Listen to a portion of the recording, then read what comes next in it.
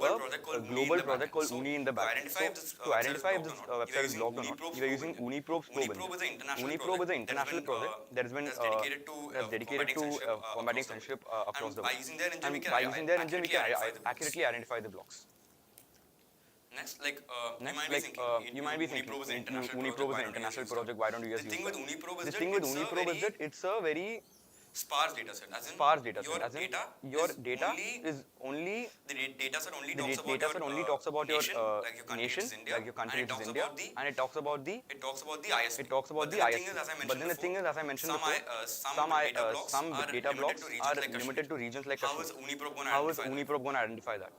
Then there's GNS Then blocks. there's GNS But blocks. then the issue with DNS But then blocks the issue with DNS blocks.in is it that only takes care it of only takes care of DNS DNS-based blocks, which is ignore gonna ignore all things like SNI. It's not that big of a problem It's for not India. that big of a problem for India. But then the thing is, it's still gonna ignore a shit ton of blocks, right? So that's then the there problem. is Then there is another thing, yearly which report. is So yearly report. we So want real-time we data, want and that's real-time what data, Internet and that is what Internet Chowkidar provides. Basically, That's what I'm because also Internet showing you. Chowkidar Because Internet Chowkidar provides ISP granularity. and city level granularity. So now I'll show you a demo. Now I'll show you a demo. So this is the Internet So Chowkidar this is website. the Internet Chowkidar website. So you can see here So you the can number see of here blog sites, the number of and blog if I go to sites, something and like if I go to something like 1337x, right? 1337x, right? You can see that there's one ISP You can see that there's one ISP that's blocking, one unblock report, and if this loads, and if this loads, the net is pretty bad. the net is pretty bad. But So so if the net was working, you will if the see net a was heat working, you map will of see a where the heat blocks map are of and where the the blocks are and where the blocks aren't there. aren't there.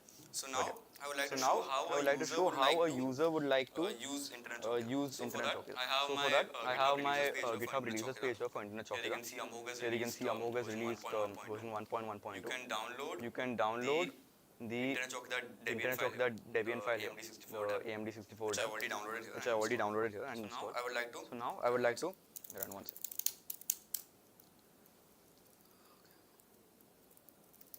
So now I'm running Internet Chowkidar. Now I'm running Internet Which is Chowkidar. gonna open my Which is gonna setup open wizard. my setup wizard. Yeah.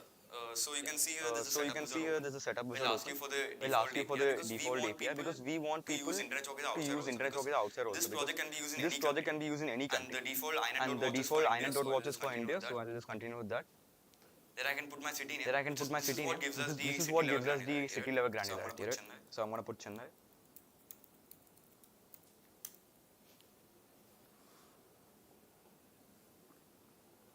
Then I can set the categories. I can set the categories, right? So for now, because I have less I'm time, only going to select I'm only going to select gambling.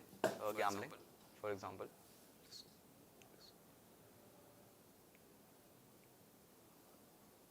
Frequency can be once a day. Frequency can be once a day. So this will run in the background. So this will run in the background, and every day, once every 24 hours, it will run the checks again and again. Now if I finish it, Now if I finish it,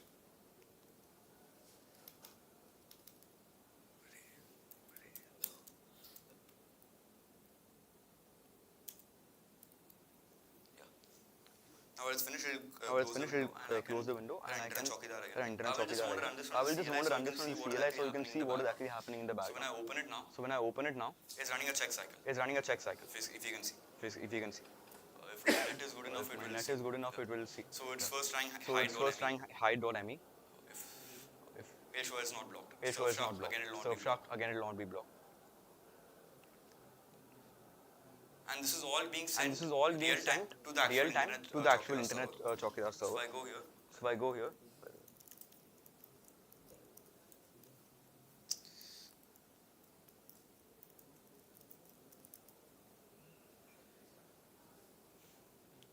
if I see my if I ISPs, see my ISPs, I can see I can see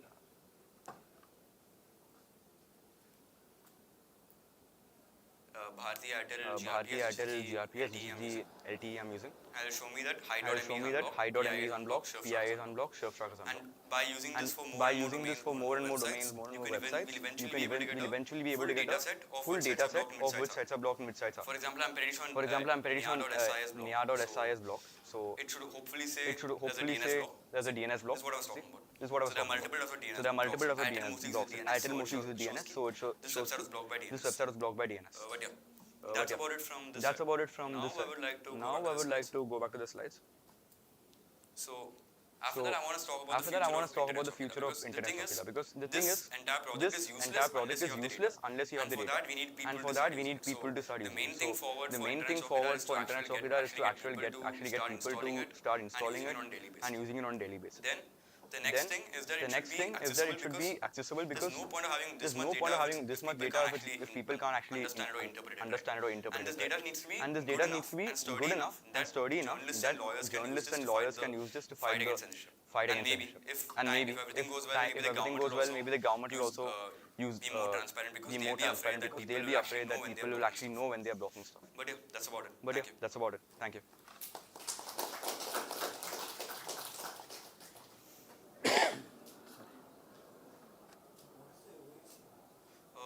I'm using Debian testing. I'm using Debian testing with Hyper. What is the scope of this internet circular in our day-to-day? So like the scope you could Like say the is that scope, I want people to be able to know what what sites are being blocked on a daily basis. So tomorrow if you're opening a website, and if it's not you will, and if it's not loading, you will just think that oh no, my internet is down, or oh no, the website is down. But I want you to be able to think of the third option, which is that the government is actually blocking the website, and I want you to be able to go to the site and see that oh no, the government is the one who's blocking it, it's not my fault, and I need to fight against it. I need people to know when the censorship is happening, and I need people to be aware of it. That's the main thing about this.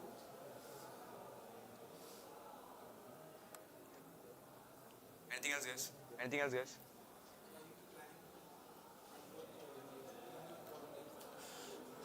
What do you mean? What do you mean? Yeah, actually, so That's the main problem. that is the main So problem I'm right now. So I'm thinking of just talking with Foss as well to get them like I get it advertised, but I get it advertised, but I honestly don't have any idea about that. So if anyone can give me any insights any insights on what I can do to get the project up and running, that would actually be great. But yeah, it's a personal project. Yeah. it's a personal I actually project. developed it in I actually developed it in Foss Foss 24, and I recently revived and it. I so recently that's revived the it, so that's the reason for it. It's two of us, right? It's two of us right now, Me and Amu. me and Amu.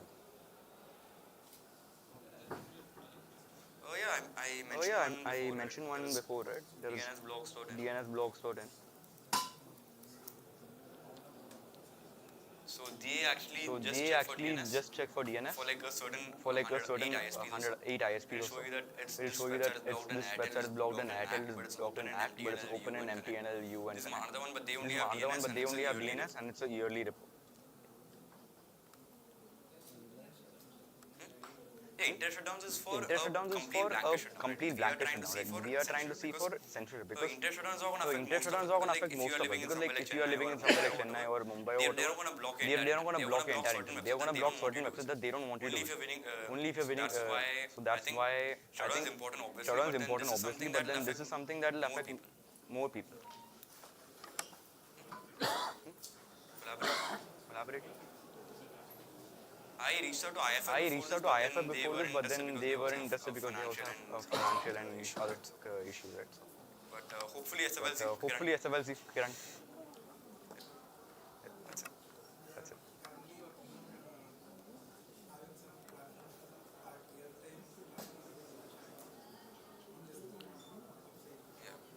Yeah. Anything else, guys? Anything else, guys? That's it. That's it. Thank you. Thank you. You can check out You can check out inet.watch. inet.watch.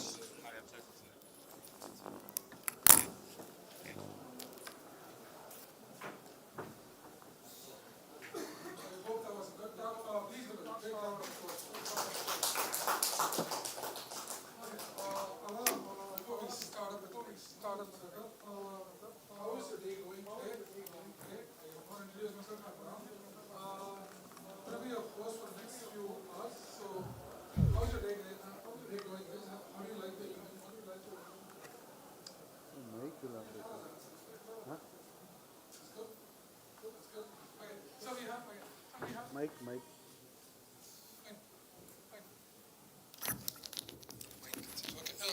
Okay. Yeah. So There are some booths. Few information. You guys would have seen some booths outside. So please do make sure you go help them and support them as well. Right? When you find chances, when you find a chance to go talk to them, go talk to them. You find different communities also there who you can support or join and help them out as well. If you guys are done, I'll do a quick intro. Yeah, you guys are ready?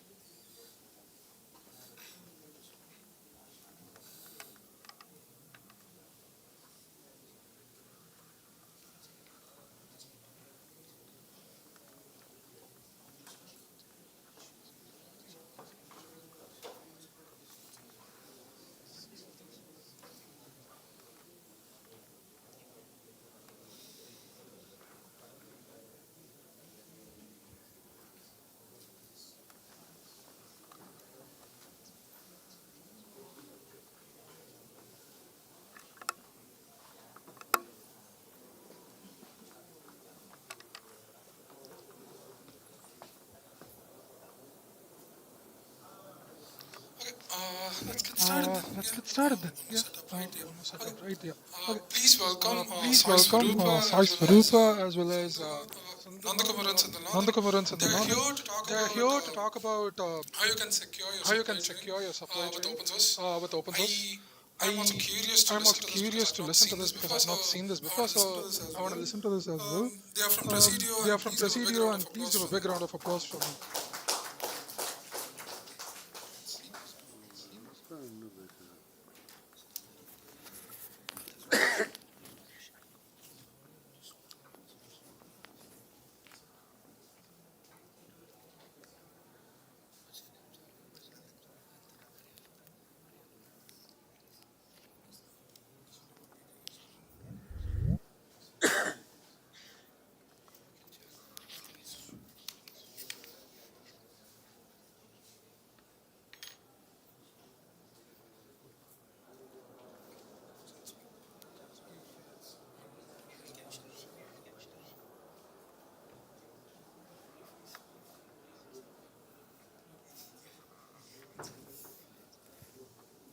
So, hi everyone. This is Nandakumaran, and I'm here with Sai Swarupa.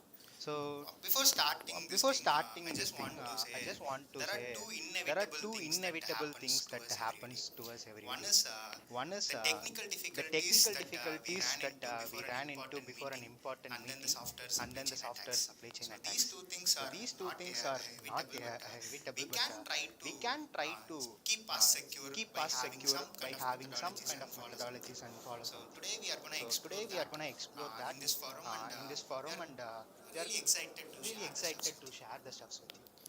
So before moving on to anything technical, I just want to say a battle between something. So the battle between a prediction and the expected reality. So the prediction was made by Gartner. I think most of you would know Gartner. So it is a prediction made in somewhere in 2021. So they have predicted how many organizations would suffer in software supply chain attacks. So they came up with a number which is 45%. But can anyone guess what would be the actual rate of attacks? Just throw us some random numbers. You might possibly anything. So yeah, I think he knows the answer. So 75 was the reality that we hit. But we need to think something very crucial here. The Gartner doesn't make more prediction. They are good at their prediction rate, but they missed it because they tried to be more conservative.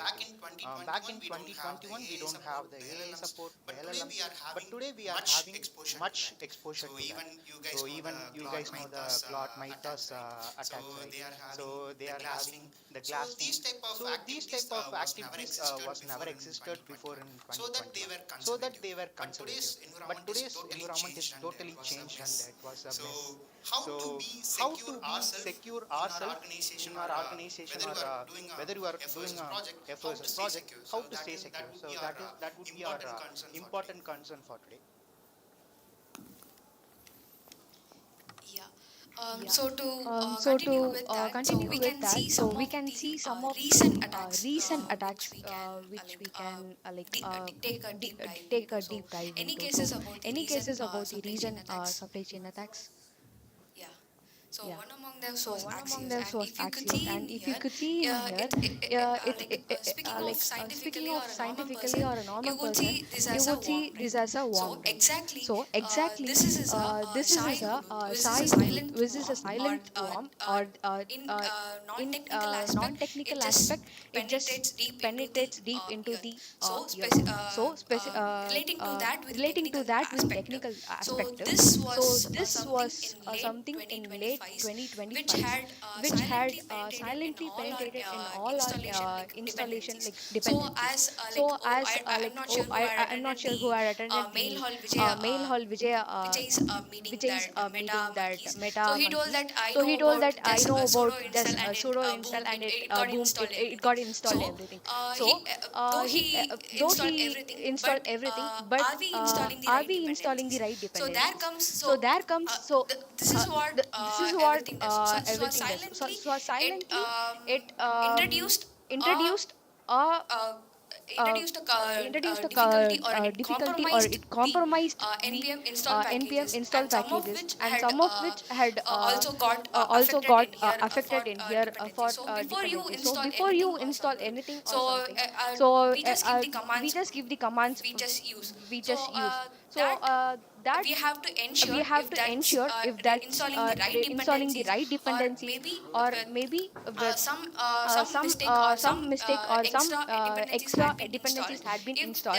If that would have been that would vulnerable, have and been it would vulnerable, cause and any it of would cause the any of the threats, and threats, and it would be leaking some it would of be your leaking some of your confidential keys or confidential some keys or things. some So things. before So that, so before that's why that, we so have to that's why we have to you you normal, normal, traditional traditional dependencies, or traditional dependencies, or traditional the policy checks, or the the policy security checks, or the vulnerability checks security won't be able vulnerability to checks find these won't be able to dependencies are find these installed or dependencies not. are So installed or not. deep So diving into deep that, diving we into have that, to make we use have of to like make use of SBOM, like so SBOM, software so bill of materials. software bill So of materials. that So makes that a little makes more a detail of little more what detail of dependencies are what dependencies are installed, and we installed, will be and able to we will deep be dive able into to that deep and dive into that and securely we have install, to like just we just shouldn't just go we and shouldn't install just that go and what install that says or what says or we what want for our we application to want run. for our So we have application to to run. verify if So the we have correct to verify dependencies if is the correct installed, or dependency any is other installed, or vulnerable any package, other or the vulnerable package, or non-secured the package is also non-secured used. package is So also this used. was one So among this the was one among the supply chain attack which supply had chain attack which had happened recently. happened recently. So apart from this, So apart so from this, can you so guess can you guess just a lame just guess on a this lame picture? guess So on this picture? what So it looks like? what it looks like? So a gang, right? So a gang, It right? looks like a gang. It looks So like a this is gang. what So this is a what gang, a or a gang, common group of or a people, common or group like of the people, or like attackers the which we call. attackers, So which we these call. they So were these named as Team they were PCP, named as and Team in late PCP, and in late 2026 in March, like 2026 in so March, like recently. so So recently. they So had they had like so far like we just so far we just spoke about the spoke dependencies about the and the dependencies and tools which the are securing that. tools which are So securing that. they So question, they are the question, are the security tools used for security the tools your used for vulnerability the detection your or any vulnerability other detection, or vulnerability any other vulnerability like like usage? So that usage? So that like was broken by them. like So broken by them. not So broken like as not in like broken the as in like you have your own you application, have your own you application, go into and you deploy go that, into the and deploy pipeline that, runs, the it pipeline succeeds. runs, it But succeeds. you have But your own you have security your own checks as well, security like checks as well, Trivy, like LLM, and Trivy, some LLM, Axios. and sub So you Axios. saw So everything you saw goes well, everything but in goes the well. behind But scenes, in the your behind scenes, SSH keys, your or the SSH API keys, keys, or or the the API AI keys, or API the keys, which AI is API keys, which important, is and that important, are and also that are all that linked are all behind the scenes leaked because behind of the scenes this because of this Team PCP Team attack. PCP So this attack. what So this what they had done what they is had done like they are is like they are in a simple in a simple rotation of rotation of credentials, right? Key credentials, right? credentials. So Key in that they credentials. had So in that introduced they some had introduced some compromises that attack compromises that this and attacked the this and the Trivy, Light Trivy LLM, Light and LLM, and Python packages and few other packages were compromised. So this was another more recent attack which we had seen. So speaking of this, so these two were the most recent attacks, right? So you would have a question like, okay, these attacks are happening behind the scenes. So how we will be able to see that, like, or identify that, or how we will be able to tackle that? So here comes our suggestions of, like, pillar of trust, to coil the name. And like we would be questioning, okay, like we will be questioning in a different way, like, does my pipeline succeed, or does my pipeline takes the correct attribute, or the correct images, or the correct artifacts, and it got succeeded with that correct, like my own artifact, or other own artifact. So like the question changes from here. So speaking of the security aspect, or like the attackers, or like non like escaping aspect. So we have coiled few of the pillar of trust, where we should question in each stages. So there comes first visibility, and then risk detection, and trust enforcement, and source control, and dependency integrity. So let's start with source control. So this is where we start running the packages and installing everything, right? So we have to question here itself. So am I installing the right dependencies? The right dependencies are installed in correct way or not? It does packages or not? So first we have to uh, question there itself. So if that breaks, everything else breaks as well. So risk detection is like, am I doing, I mean, after installing, am I doing executing that in a correct way or not? And visibility. So like, just we can't blindly trust what dependencies are, like, are we using, like, we have to go and see their own like a history of features, or something, like they have how they are visible, and how they have integrated everything. So and we have to question every pillar, like, and we have to not like trusting, but we have to validate as well. So these are few of the pillars we have validated, and yeah, we will see one everything in detail. So now we are going to look at the architecture of trust. So we are gonna dive into the exact methodologies that we follow in order to prevent from the software supply chain attacks. So before that, I just want to iterate analogy for you guys. So I just want you to imagine that you are in a cloud kitchen. So you are just managing a cloud kitchen. So what are the things that happen in the cloud kitchen? So someone can answer. It is pretty lame. I know. You guys can answer. If there is no answer, I can skip. But if anyone want to volunteer, take that as a no. So in an architecture of test, I want to map it with the cloud kitchen analogy. So this was the complete architecture that we followed in order to protect ourselves from the software supply chain attacks. So here we are going to break down things. At first, it might look we are just putting every known packages in here, but we are going to break it down in a way that it would resembles the architecture of trust and the pillar that we mentioned before.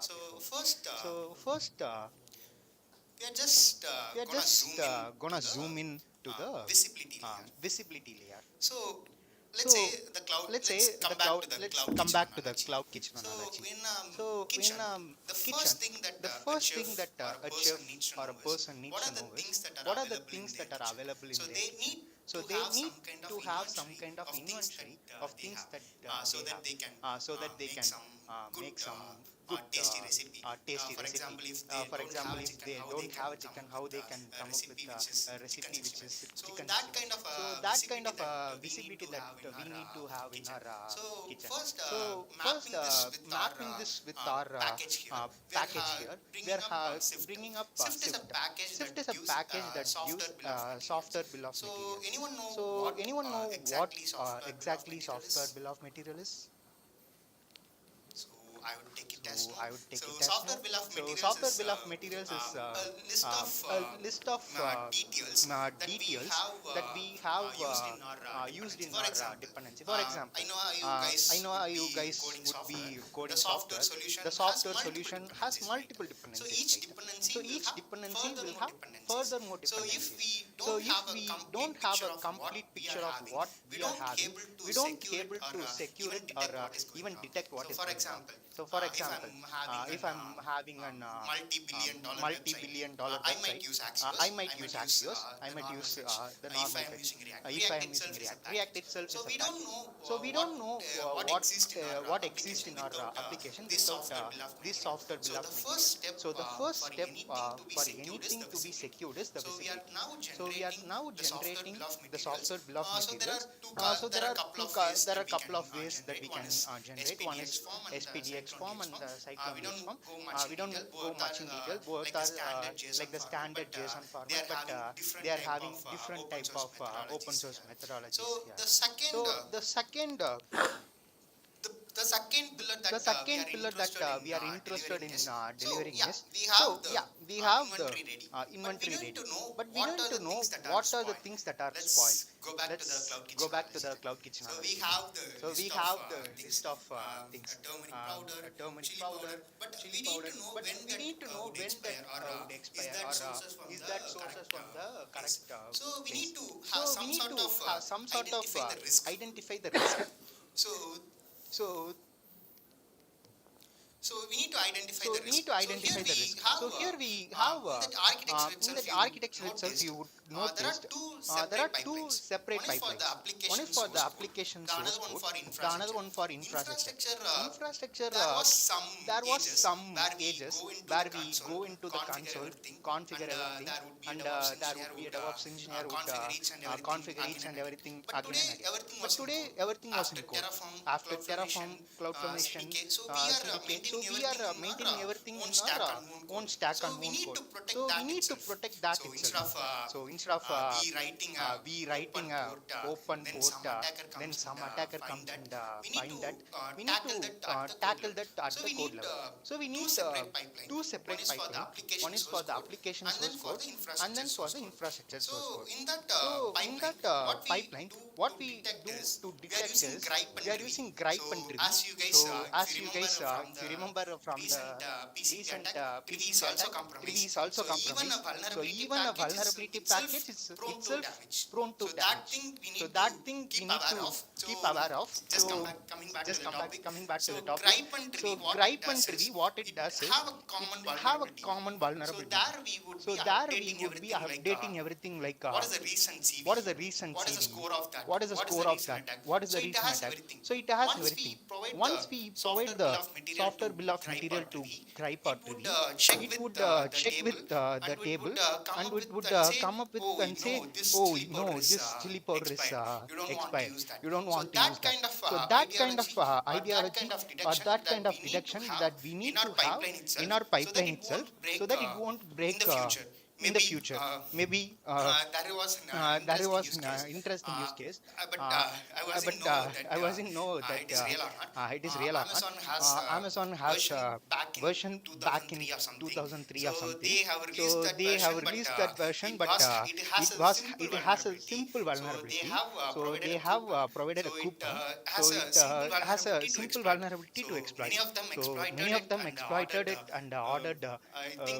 I think that is a pressure cooker or something. So I'm not sure about the situation, but even a small vulnerability can cost millions. So that is the point I'm trying to make. So that is the case for application source codes and detection. What comes to the infrastructure part? So infrastructure part, we have tools like Checkov and Kicks. So this here it's kicks. So he's just kicking something.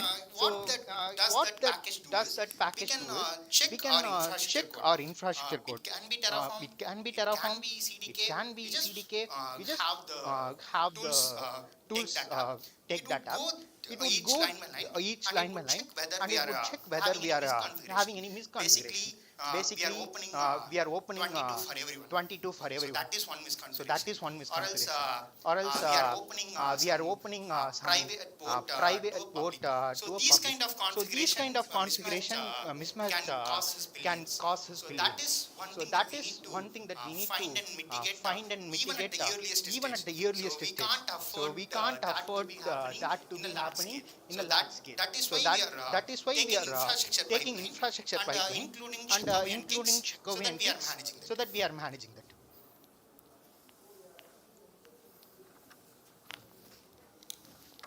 So to continue from there with the cloud kitchen analogy, so we have found our cloud kitchen, we have found our the ingredients, and we have found which expires or which does not expire.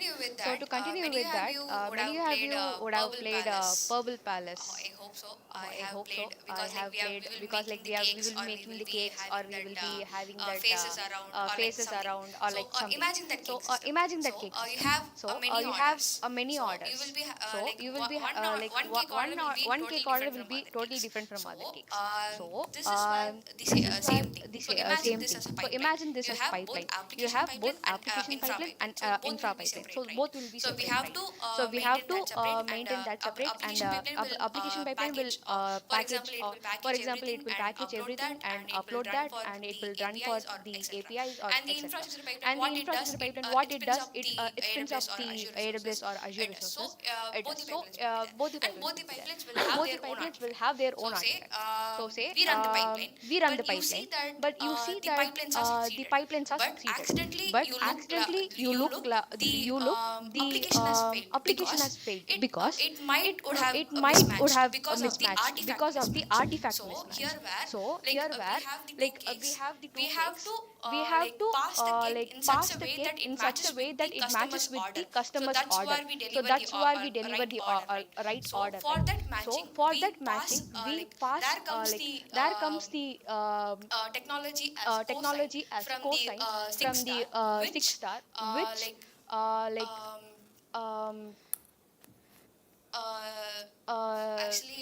actually yeah, science that, yeah. So it actually science that artifact, and it's like a three-way handshake which happens in internet, right? So it signs the artifact and it sets along with the cake, right? So in the pipeline, so in the end stage, only if that sign matches, and that's actually a cryptographical sign, yes. So only if that cryptographical sign matches at the end of the pipeline, so that's where it succeeds, or it builds with the right artifact. So that's where like the cake will be exact match with the customer's order. So here we use the cosine from 6 to for cryptographically assigning it to the artifact, such that like no other artifacts or no other pipelines will be built with wrong artifact, and we will be struggling where it has come, where it has gone wrong. So this is one of the packets which we had done.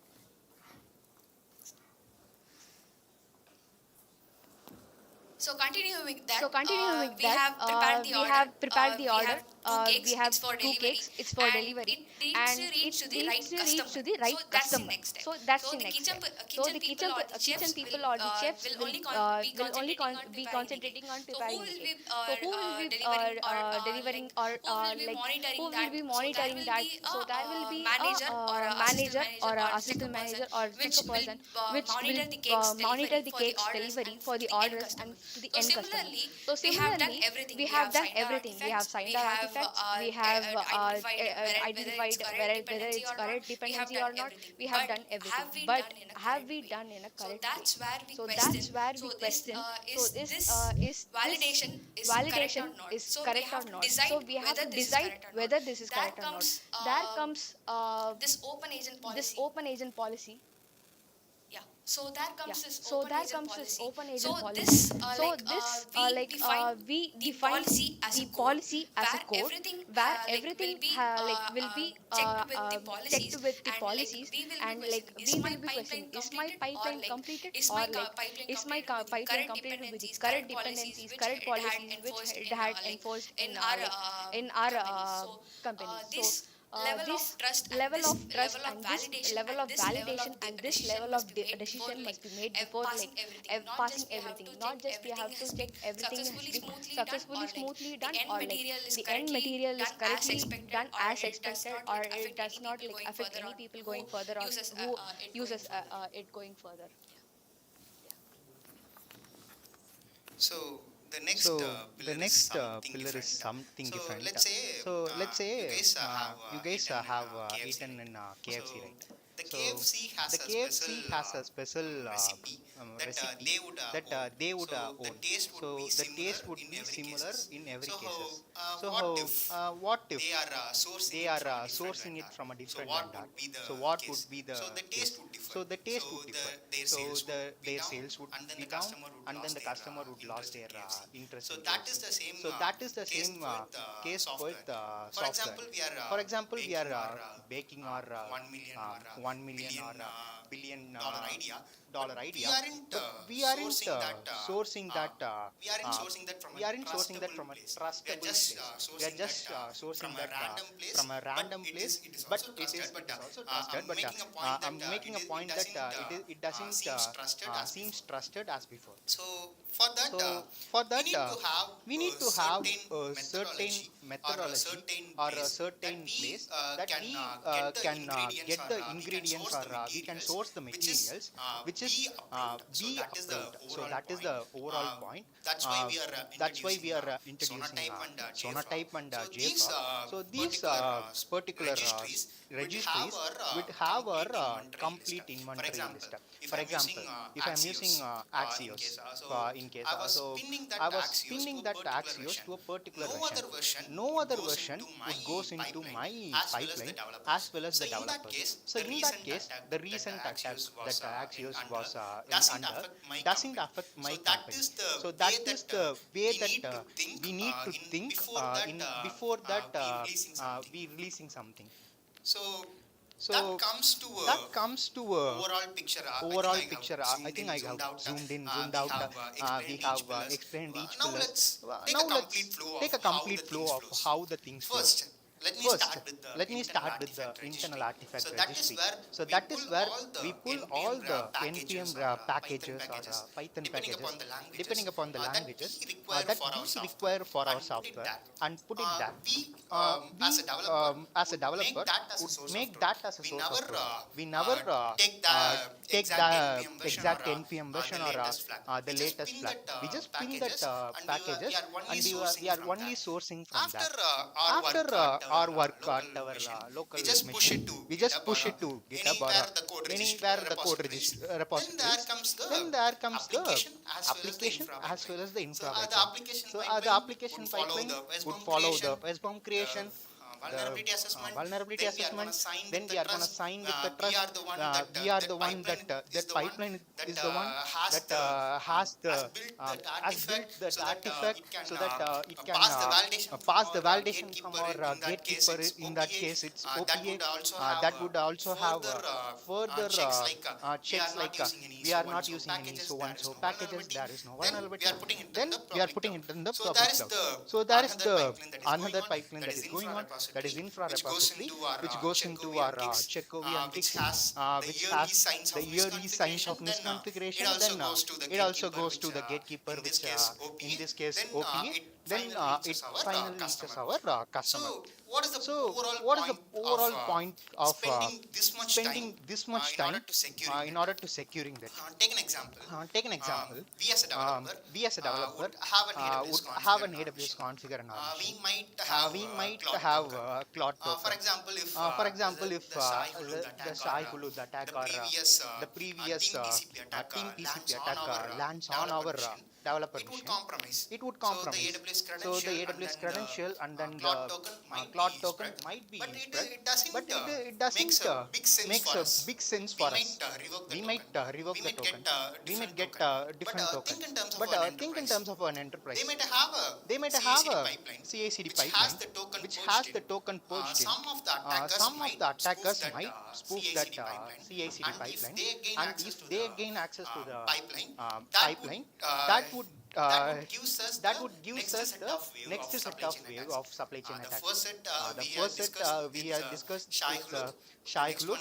The next one is Team PCP. Both of them spread in the same way, but the lessons that we learned was not reflecting in our way that we build the pipeline and things. So that is the overall ideology that we came up with the methodology to save our software ecosystem. So I just want to end this with guidelines to everyone. So never trust any packages. Even if you publish a package, you don't trust it when you use it. So that is the rule of thumb we need to follow, because in software nothing is safe, especially if that comes from the open source environment right now, because the attacks that are recently happening proves that. The first npm issue, the now the Python packages issue. So next, eliminate the direct external access. Never directly pull the latest code from the repositories or the exchanges. Just pin a particular version, or go back in time, find a latest support, sorry, the long-term support version, then pull that in your use case. Never go with the latest version. The next one is continuously monitor. One of the pillar that I haven't included in the pillars and the architecture is continuously monitoring our CI/CD performance. There are some platforms like Wazoo that you can use to continuously monitor your workloads, so that even if a small anomaly comes, you can able to remediate that. So that is one thing that is missing in the architecture, but I'm just throwing it out. The next one is build for resilience. So don't just think you are the software that is never gonna break. So we generally have that mentality. So I'm from a software background, so I never test my software. So I never write unit test case or test cases that test my software. I'm like, if I write the code, it is gonna definitely work. But that doesn't happen in that way. So we as a human would make mistakes, we will learn from that. So never take it for granted and build for resilience. So that is the last guideline that I want to share. So with that, we come to the end of the session. So I think there are still time. We are open to taking some questions. So if anyone wants to see it in action, but we don't currently have the pipeline. It is an internal pipeline, so we have tried to map that with open source versions, then present it with you. If you guys have any questions, we are open to answer that.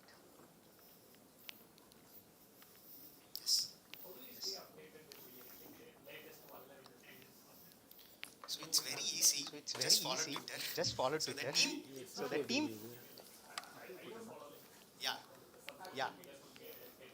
Yeah, he is also coming. Yeah, he is also coming.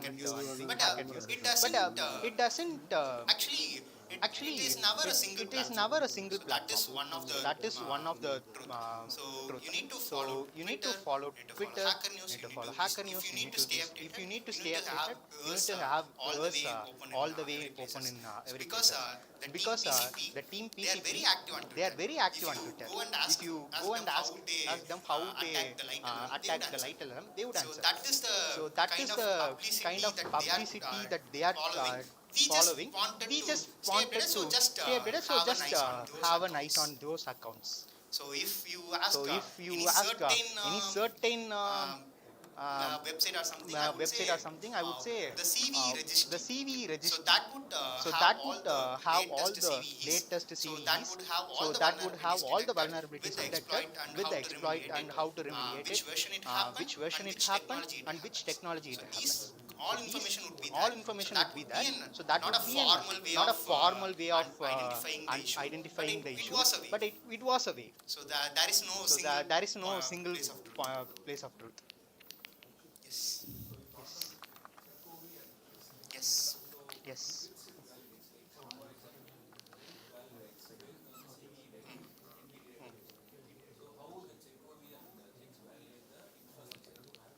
So Checkaway and Kicks was works kind of different from Gripe and Tree, as you said.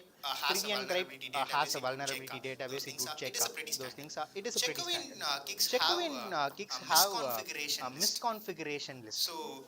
So in cloud or any configuration related platform, there would we need to check for the misconfiguration. Even if you try to architect something in AWS or something, so you would quickly point out to the misconfigurations. For example, as I said before, port 2022, the SSH port wouldn't be accessible to the internet.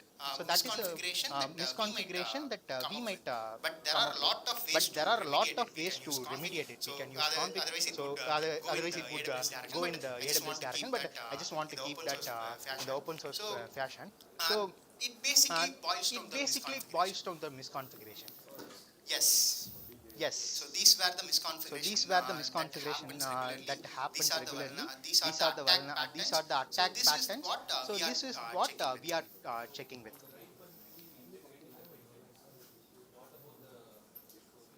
We can also integrate it. It is yes, we won't regularly run, but we suggest that including it on our infra pipeline would be beneficial if the time doesn't permit or the resources is not there. At that case, whoever is the DevOps admin or whoever is responsible for running the pipeline would have a decent check on their mission. So in that way, we would be, as I said, we don't want to happen it later, then catch that and resolve. We just want to catch that at the initial stage. So that is the most feasibility. So prevention is better than cure. So that is the same ideology that applies here. Yeah. So any other questions? Yes. Sorry.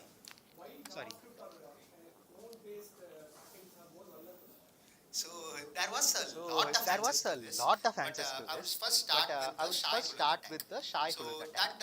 So that doesn't actually started by attacking the JavaScript ecosystem or attacking any packages. It started by just social engineering. So they social engineered that use of chalk, I guess. So they sent a random mail, but it was very formal that some update needs to be happening. So he just clicked and executed something. So from their mission, they took that npm token. So everyone knows, right? So if we are publishing a package, we need a token. So that is the way our GitHub pipeline or GitLab pipeline would push our package to the registry. So that token they got access to that. They just get all the source code. They changed it. So that is the way Shai-Hulud spread. But answering your question, I would say the assembly link between JavaScript and the core compiler is weak. So the JS bridge. So if you take C, if you go to the assembly, if you try to reverse engineer things and if you go to the assembly code, that was very tight. It doesn't have any leaks, the memory leaks. But on contrast, if you try to view the JavaScript assembly code, there are a lot of gaps in the memory utilization.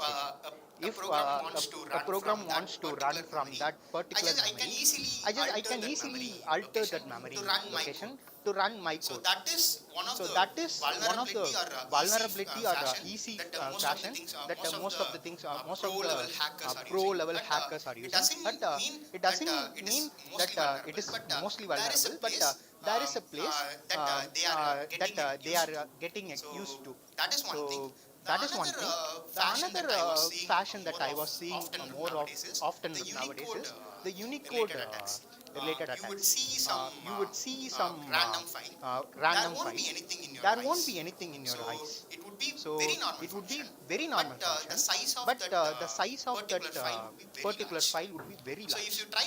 So if you try to pass it to the Unicode standard, you might find a large chunk of code hidden in that particular Unicode. So there are multiple ways to attack, but specifically to JavaScript, the major attack this was from social engineering. It doesn't happen because we targeted some packages, we do the targeting. So it depends upon the attack patterns and but as you said, JS bridge is pretty weak.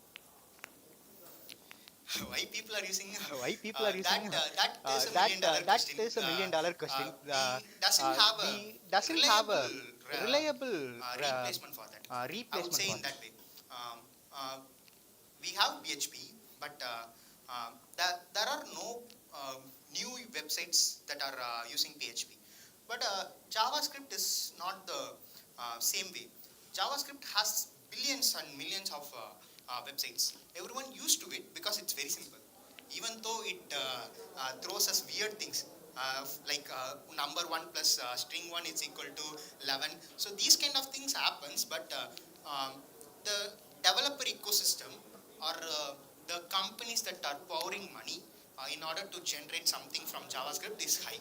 So if you ask me whether it would go completely, it doesn't be the case. There are some reliable alternatives, but it is not convenient as JavaScript, I would say in that way. So in developers ecosystem, the JavaScript has a unique space. So any other questions, or we are done for the day? Yeah. Yes. Okay.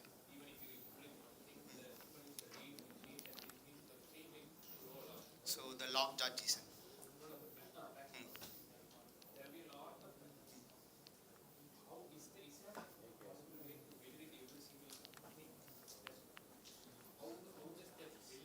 So that comes to our SBOM.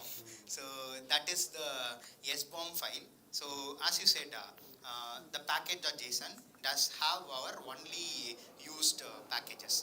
But if you take a look on our package log.json, it would have a lot of dependencies that are interrelated to the dependencies that we use. Um, that package log.json is not friendly for human. So it is built in a way that it would be optimal in space, and it doesn't have consume lot of space. So in that way we can easily share between the developers. So it is for the convenient of machine. So in contrast, if you take SBOM, the Cyclone DX format or SPDX format, even the raw JSON format, we can actually view that and get a gist of it. So that is one way of identifying vulnerabilities, but there isn't a better way to have an idea or overview of everything that are using that.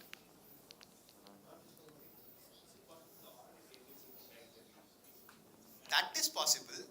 So even if we try to audit it with gripe or privy, it would have everything happening, every vulnerability In that particular version. So, so for example, if you are using Axios 1.6.1, so that particular version might have some vulnerabilities.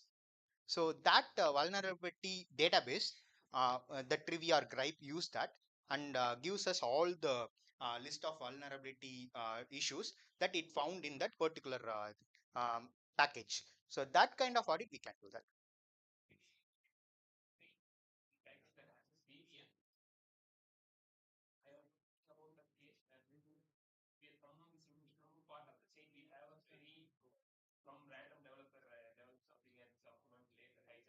Okay. Hmm. So that comes down to the code auditing. So it doesn't mean it doesn't comes to the package or editing, but that is much more complicated.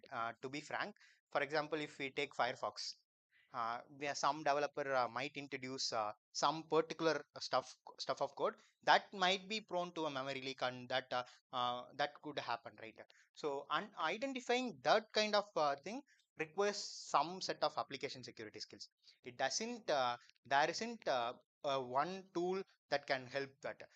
There we can as I said, we can port that to assembly, we can check what is the memory that we are using, but it is not possible to just audit our code and put a vulnerability there. For that we need to have the continuously monitoring dashboards, we need to remediate it. So it would be a different way of approach altogether. So that we haven't covered. This is only for supply chain attacks. So we have limited our scope to that. So are we good for the day? I guess so. Thanks for listening to this without sleeping. Thanks everyone.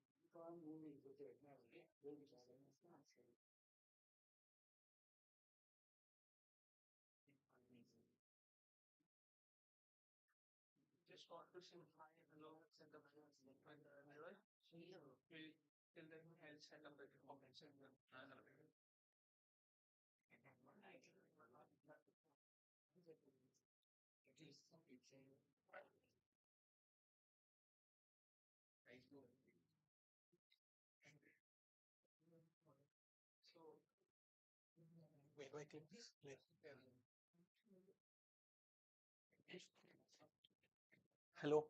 No. Hello. You. Okay.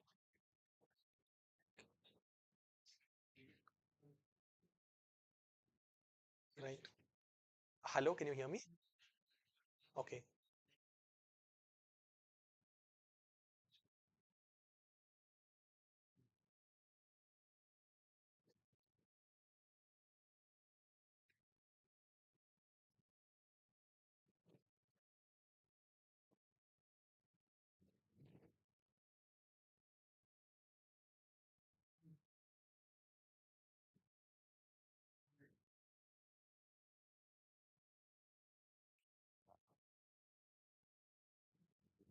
Yeah. Hi everyone. So I'm just setting up the presentation, but I guess I introduce myself. So I'm my name is Badri.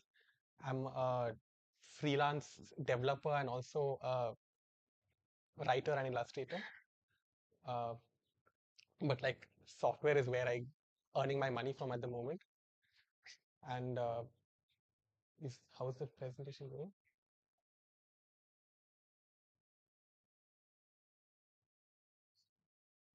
Just 2 minutes.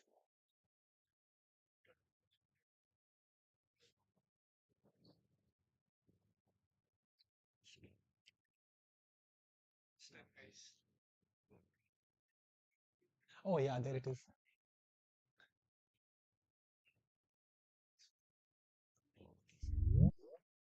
Reverse.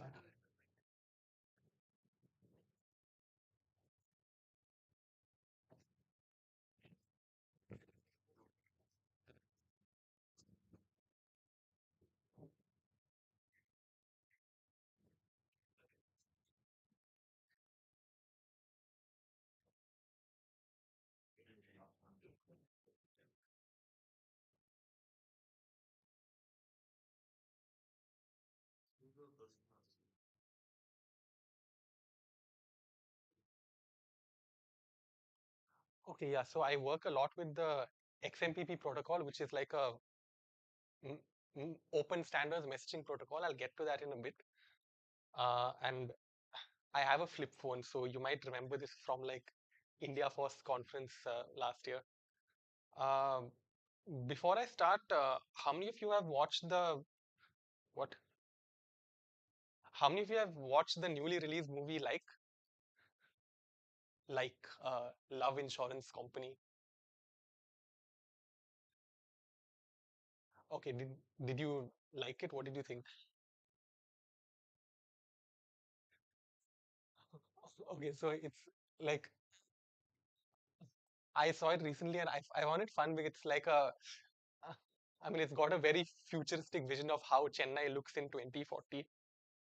But anyway, I don't want to give too many spoilers of the movie, but I just want to think about like other general things you see in science fiction movies and TV shows like Black Mirror and uh, what Ex Machina, Love, Death, and Robots, even Wally, things that they talk about technology as we are using it today and our interaction with technology.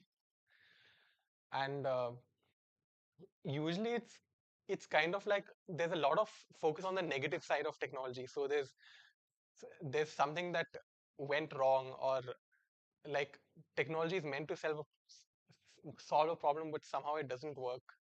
And that was one reason I found like interesting, because it's like this is the first time I've seen these themes come into Tamil cinema. But in general, I think we've always been seeing this attitude. So there's like technology affects society in a negative way, and many times in such shows we have evil tech billionaires. So they just want to like destroy user privacy and do whatever they want for money, and or there'll be like a robot uprising that has to be quashed. And the solution to this is always to get rid of it or stop using the technology. Or sometimes it's like we just have to live with it and the world completely changes, 1984 or something. Uh, and what I what I thought was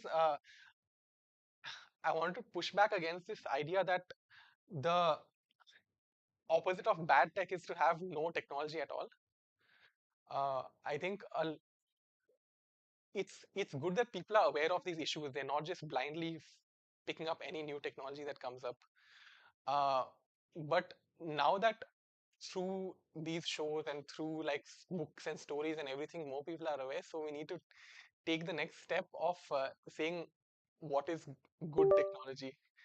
And of course, I think Foss technology tends to be good technology because it's made by people who are enthusiastic about it, and because the code is open, even if some company uses it for some evil purpose or something, somebody will fork the project and like it'll continue on the right path, and we can always choose that path. Uh, and this is not just there in technology.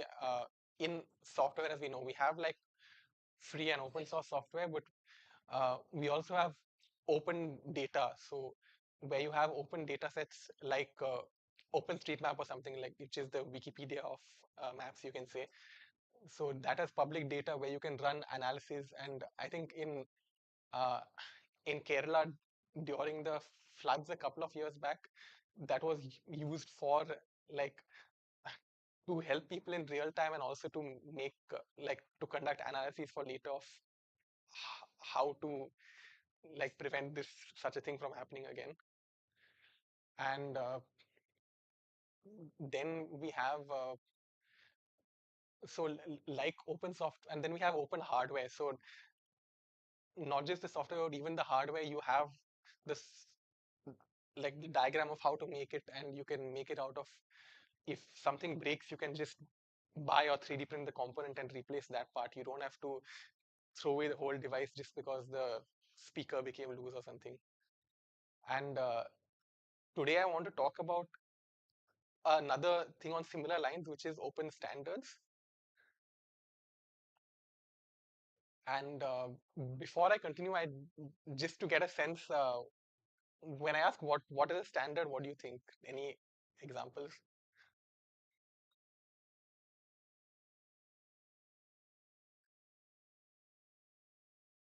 It doesn't have to be with relation to software. Just in general, what do you understand by the word standard?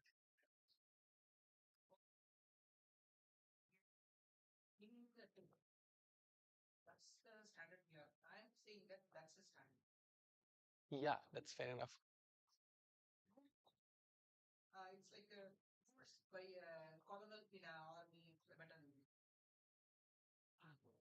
Kind of. Not exactly, because in the army, like one person has to make the decisions and we have to always follow that. Whereas here, like I think many people come together to create the standard, and then we all agree to that we want to follow it. So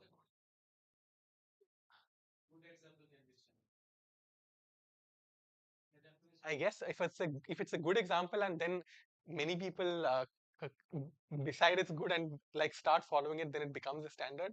So like even I went to Wikipedia before doing this talk, and then I got this entire list. So finally I got overwhelmed and let it all go. So instead I thought of one thing that I found in my drawer, which is it's a small tripod.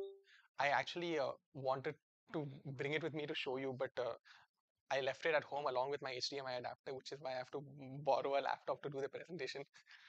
But anyway, this tripod, it's not a camera tripod. It's meant for uh, a small telescope that my grandfather bought from Reader's Digest. So you can put it on the thing and like you can look through it and see things from, I don't know if it's that useful for stars, but you can look at the moon and like you can look at things from far away. But then we realized that this same tripod, we could also connect it to our digital camera. And then more surprisingly, it also connected to the old analog camera with films that used to belong to my other grandfather. And now, going along similar lines, this is a Kodapod, which also my grandfather had. It's called a Kodapod, but it's made by Kodak company. And this is designed for the camera, so it can clip onto anything like a tree or something. And then you can attach the camera to it.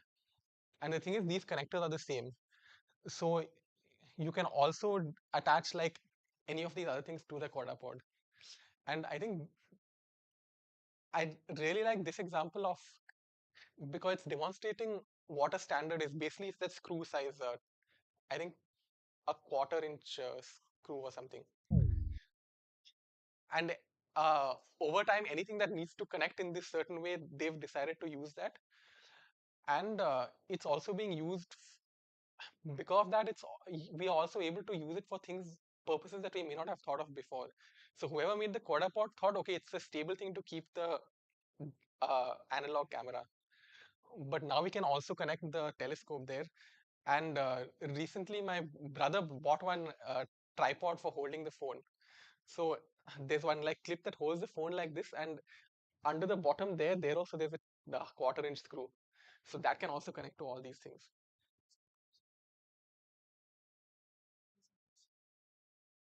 Should I use the hotspot? Okay.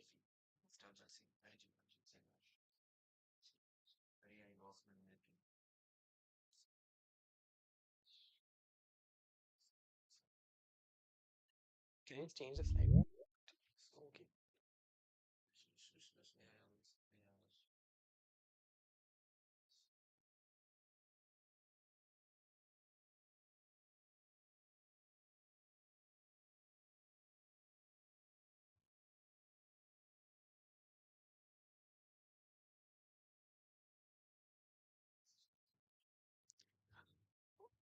Okay, so now that we have this tripod example, I'll pose the question again.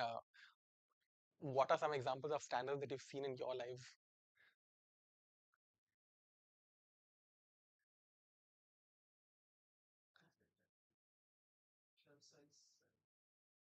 Shirt size, yeah. I guess that's the human is one side and the shirt is the other side. Type C charger, yes, that was on my mind. And this is actually a new standard, because I think earlier we used to have micro USB, and then Apple would have a different cable, and then like some things would have some round cable or something.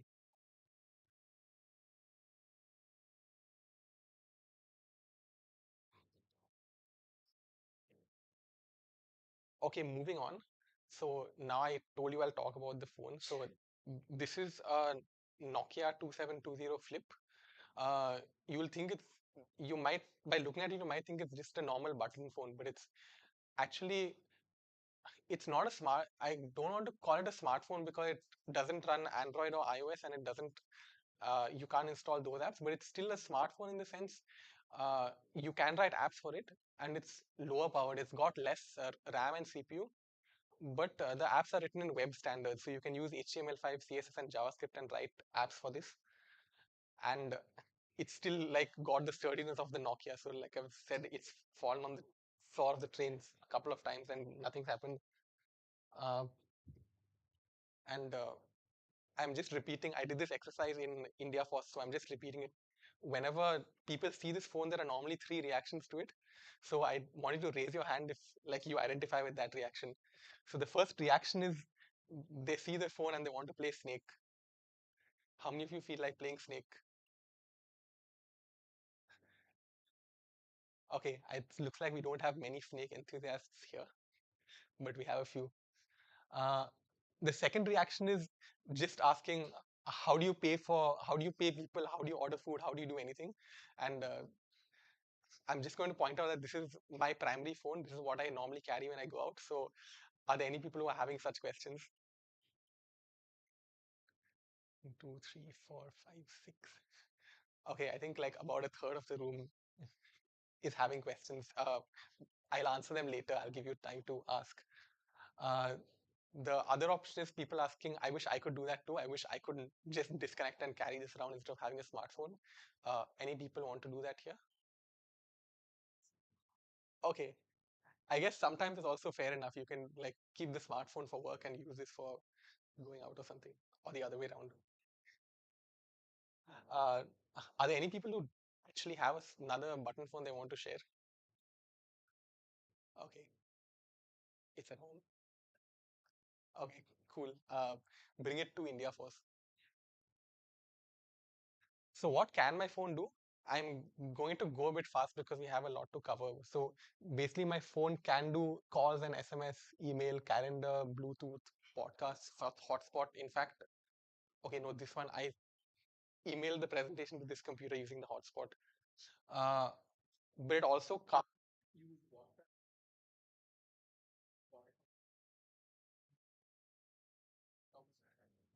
And it can't use ChatGPT, which kind of doesn't make sense because ChatGPT at the end of the day you just have to send text and it responds. Like all the work happens on the server. So I that's annoying. But can you spot a pattern in these things? I think the font didn't get transferred, but can you spot a pattern between the things that can be done and the things that can't be done?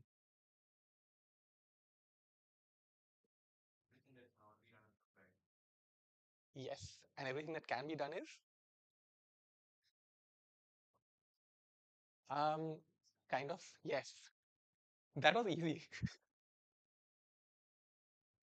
So all these are brand names which are proprietary and they're like controlled by a single company. So uh, for example, we actually have a lot of users of iOS phones have asked for Spotify support, and we've written it on about it on iOS forums and also on Spotify forums. But from the iOS side, they're like, we can't do anything. It has to be Spotify who has to allow it. And on the Spotify side, they're not interested because even though it's a large proportion of iOS users, like generally they have other things to think about, like making advertisements for the ice in the US.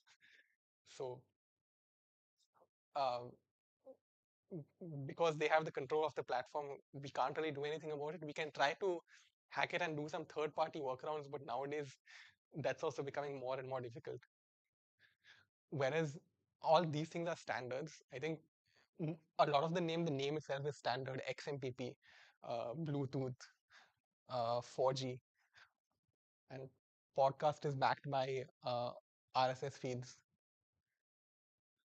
So all these things are, it's not owned by one company. It's like anybody who wants to publish an RSS feed, they can uh, they can set it up on their website and do it. Or you can write your own program which just does it in that defined XML format. And then if you attach an audio file, then any podcast reader can read it. So that's why when I'm sharing podcasts, Nowadays, I think some people are starting to share the Spotify link, but I find the RSS feed link and share that because then you're not stuck to the Spotify app. You can use any other app, and more importantly, I can subscribe to podcasts on this phone. So, why are standards more available? I'm going to pause a bit and ask for opinions from the audience here.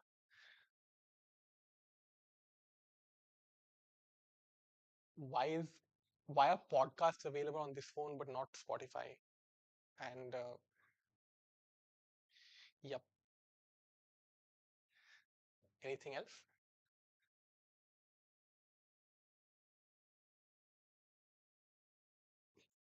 Okay, so one is, as he said, permission. This the open standard is documented out there, and anybody can go and implement it. But more than permission, it's also about being stable for a long time. Okay, so I guess this is the permission part. Like Spotify is vendor locked in. If you're on that, you have to use that. Uh, and if that company shuts down, for example, then uh, like all the apps for it are also useless. In fact, Spotify had one thing called does anyone know the name of that thing? The Spotify Cube or something. They had like one device, and then which can play music in the car or something. And then at some point they discontinued it, and because of that, because the software was also closed source. So when they stopped, then people suddenly had this like useless block of hardware that actually had features, but there was no way to use it. The Related to that, it has a better network effect if it's a successful standard. So I'm just going to highlight so after vendor lock, and actually I should have put in longevity, because even if RSS feeds die, and even if Spotify shuts down and some other podcasting app comes and that also shuts down, but people are still going to be able to use the standard. So it lasts longer than like the rise and fall of one company. And this is the flip side of that, because so many people are uh, using it, there's more incentive to keep on using it. Suppose I'm starting a podcast platform today, I'll choose to use RSS because then immediately anyone who has Antenna Pod or Pod LP or Podcast Index or like any of like I think hundreds of different podcast apps, they can immediately subscribe to my platform or my website, and they can also use it for niche. So the flip side is also there, that uh, since I don't have Android, but then this person said that okay, this podcasts are a good thing to have on this phone, so then he could implement that uh, and have the standard available here, and he also, it's worth the effort because you know it's going to last for a long time. So all these things kind of tie together, and of course it's resistant to enshrification, so that's more of the same thing. Um, I will be quick on this, but I just want to point out some exceptions to what I said in terms of this iOS phone. WhatsApp was available for some time because, in fact, iOS had a partnership with Google. So they had invested a lot of money, and I think even in India, the first few phones that came, Google and Geo and iOS collaborated. And even this phone has Google Assistant. I haven't used it because I don't want to use proprietary software, but it's there. Um, but then at some point, like that partnership fell apart for various reasons, and then it's not even that WhatsApp shut down. They just said that it's not worth supporting this anymore. And then one fine day in February this year, iOS users were unable to use WhatsApp, which they were using till then. Google Maps still works because I guess it's less effort to maintain. They already have the website and they have a simplified version. Uh, OpenStreetMap also works, just to point out, so you don't have to use Google. There are third-party apps for Discord and Telegram because those are still kind of friendly to third-party apps. So the Discord one, actually, they advise you not to use the primary account because I think they allow like bots and all, but they don't want a third-party app. So if they like basically if they think that you're violating some rules or something, they might ban your account. So you can use Discord on this, but like it's a little of a gray area how long you'll be allowed to use it. Telegram is of course very friendly as of now. So even Reddit used to be very friendly and have like an open API and everything at first, but then recently they closed it off and say that you have to pay, and a lot of third-party apps, even for the desktop and smartphones, uh, they were suddenly not able to function. And that was especially difficult for moderators of Reddit, because many third-party apps had special moderation tools to like bulk handle messages, or like a better interface to filter reports and all, which uh, all that, like, it went down the drain. So when I say open API here, I don't really want to use the word open, because it's not it's not open in the way that open protocols, open data is open. It's open in the way that one company is still keeping control, but they're saying that okay, we'll like not change this API too much, so you can also use it. But it's still not a standard unless other people start using it also, and then like it becomes more widespread beyond just one company. Uh, XMPP is the messaging protocol, so there also the apps. There was no app for this phone, but then because it's a standard, I was like, okay, I can sit and make one, and I actually wrote this convo. So it's end-to-end encrypted, because and there are like a lot of XMPP users already on Android and iOS, and like I have friends who are using that, and I can immediately uh, talk to them. I don't have to make them also get iOS phones and install this exact same app to use it. Uh, this XMPP protocol I want to talk about a bit more, because it's not just about what we talked about just now, like let's say Reddit or RSS feeds. It's just between the client and the server. So if I subscribe to your website's RSS feed, then your server returns the thing in the standard format, and my app knows how to read that. But these uh, XMPP and other social applications, you might have an account on one server, and your friend has an account on another server, and they are completely different. So if you send a message, how does your friend receive it? For that, the servers have to also talk to each other and like say that, hey, this you send this message to this one of your users. So XMPP is a federated standard. It has a server-to-server protocol also, so that uh, across different installations of XMPP, the users can talk to each other. And just to show that more visually, we have different apps on different for different kinds of devices and different users. So Dino is a app with a reasonably good UX on laptop. Monocle's chat is there for phone. Movim is a web app, and this is one level. And then it's installed on these different devices. And then with any of these apps, you can have an account on any of these servers. So I can take Dino, and then I can have an account on quixie.im and talk there, but you can have Prav and talk on Prav. So some apps, like, you can decide to host the full stack, or you can decide for it to be different. And if somebody else comes up one fine day and says that, okay, I want an XMPP app for my camera, they can go ahead and implement that also, provided the processor supports it. So how are standards created? I think we covered this a bit, but I'm going to ask people to recap, to think again. How do you think these standards came into place to start with?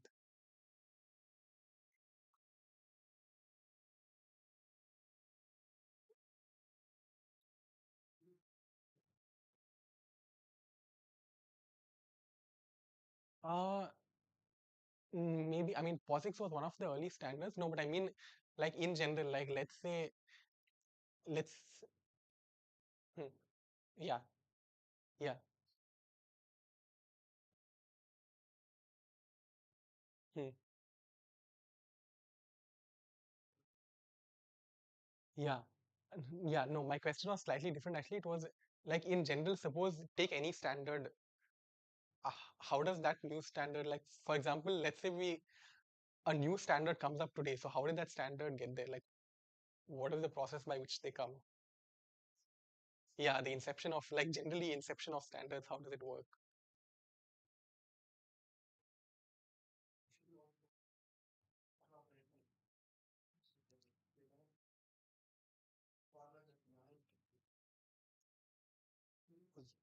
Yeah, that's one way to do it. So I guess UPI is like that. Although UPI, I don't call it a fully open standard because it's still at the end of the day regulated by NCPI. So even recently NCPI said you can't do UPI collect requests, which was annoying for me because on my phone, the scanner UPI scanning doesn't work. I have to enter the UPI ID, or like I used to ask people to send me the request and then I would accept it. But now in NPCI said that's not allowed anymore. Yeah, beacon protocol. No, this what I'm talking about is for payments. So I don't think so. I think beacon is mainly for marketing and things. How am I doing on time? Okay.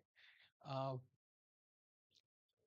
yeah. So like you said, these industries or people or anything might come together, or sometimes it happens. For example, if you take uh,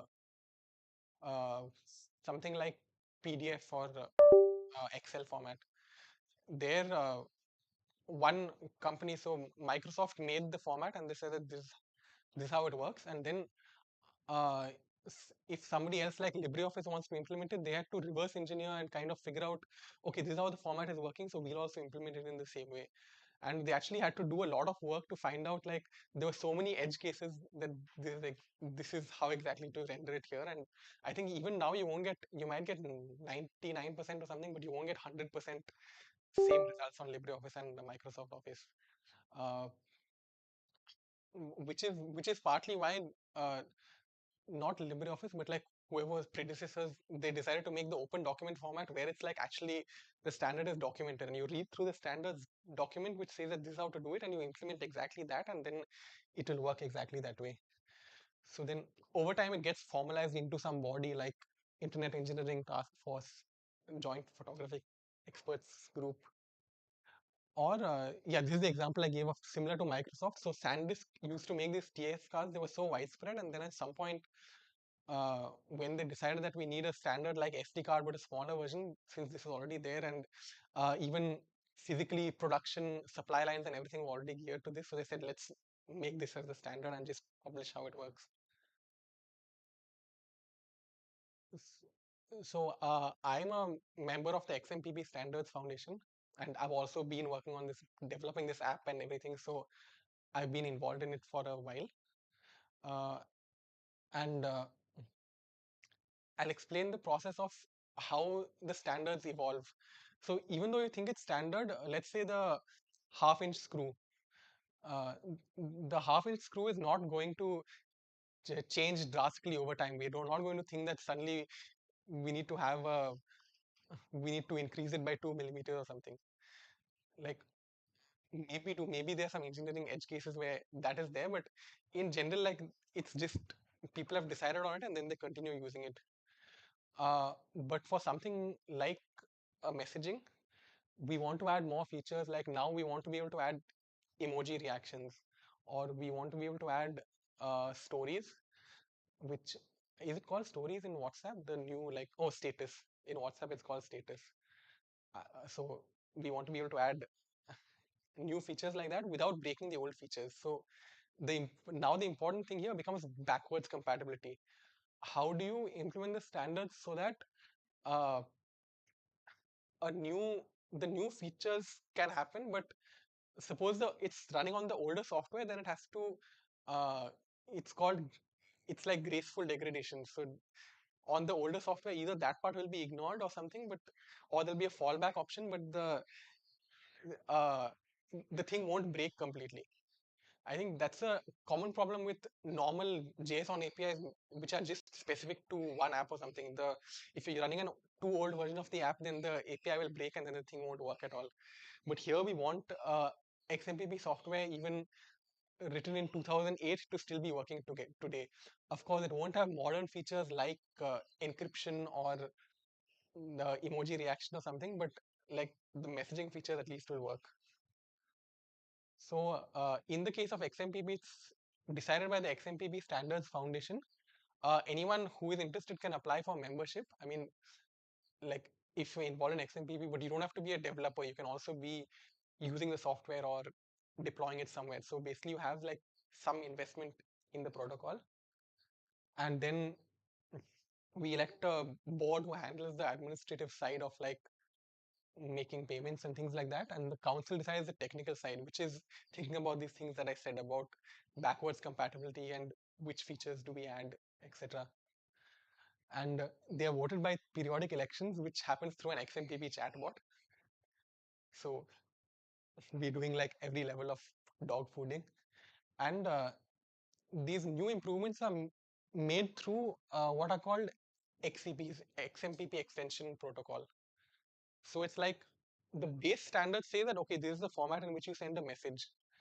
But then if you want to send an emoji reaction, then we have another one saying that oh, also there's this other this other kind of field which is called emoji reaction, and then it gives an recommendation on how the client and server should handle this field. So in the case of emoji reactions, I don't think the server does anything. It's all up to the client to handle it. Uh, so you need to write this in like a slightly formal way so that people can follow it. And then the XMPP editor, who's uh, I think he's either part of the council or he's appointed by the board. I'm not sure, but basically he like looks through it and sees if it's okay, if it's a coherent idea, then it'll be turned into a proto XCP.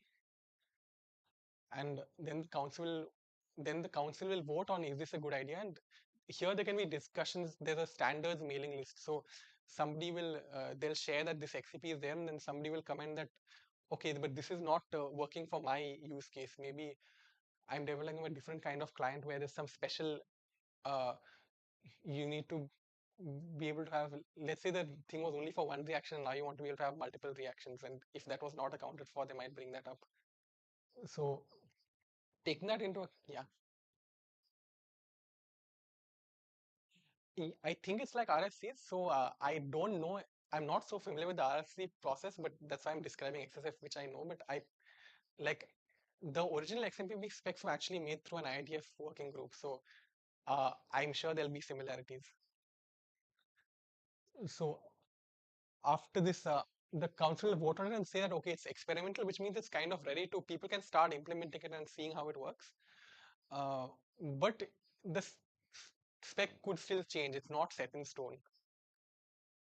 So once that has gone on for a while, and then people will keep coming back with feedback, and then at some point they'll decide that okay, it's a stable XCP, so it's more or less ready.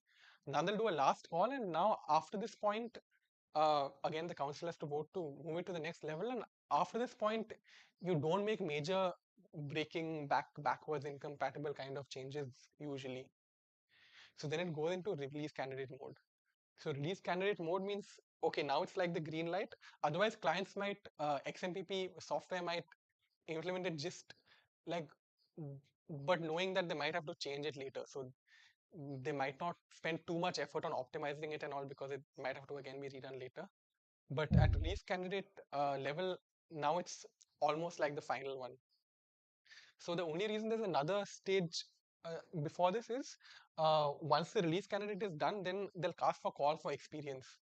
So just like you had last call earlier for feedback on theoretically reading it and seeing how it will work, now after people have implemented it, they can give feedback on, okay, while I was implementing it, I faced this issue, or like it's easier to do it this way than the other way. So all that is taken into account, like just as a final check for everything, and then the XP becomes stable. And then at that point, once it's stable, then it's not so easy to. I mean, like then a lot of thought is put in before you try to make more changes to that. So okay, yeah. Any more questions on the process? I don't know how to move back for some reason, but anyway.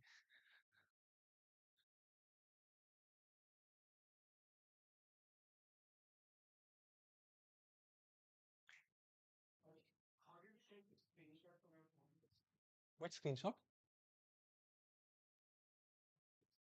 Oh, of the app. There are So there are two ways to take screenshots. One is you press star and hash at the same time and it takes a screenshot. The other is this has a developer mode. So if you plug it in there, then there's one command line tool called kai screenshot.py. So you do that and it'll take a screenshot. Okay, I'm just going to move on to if I want one takeaway from this talk, it would be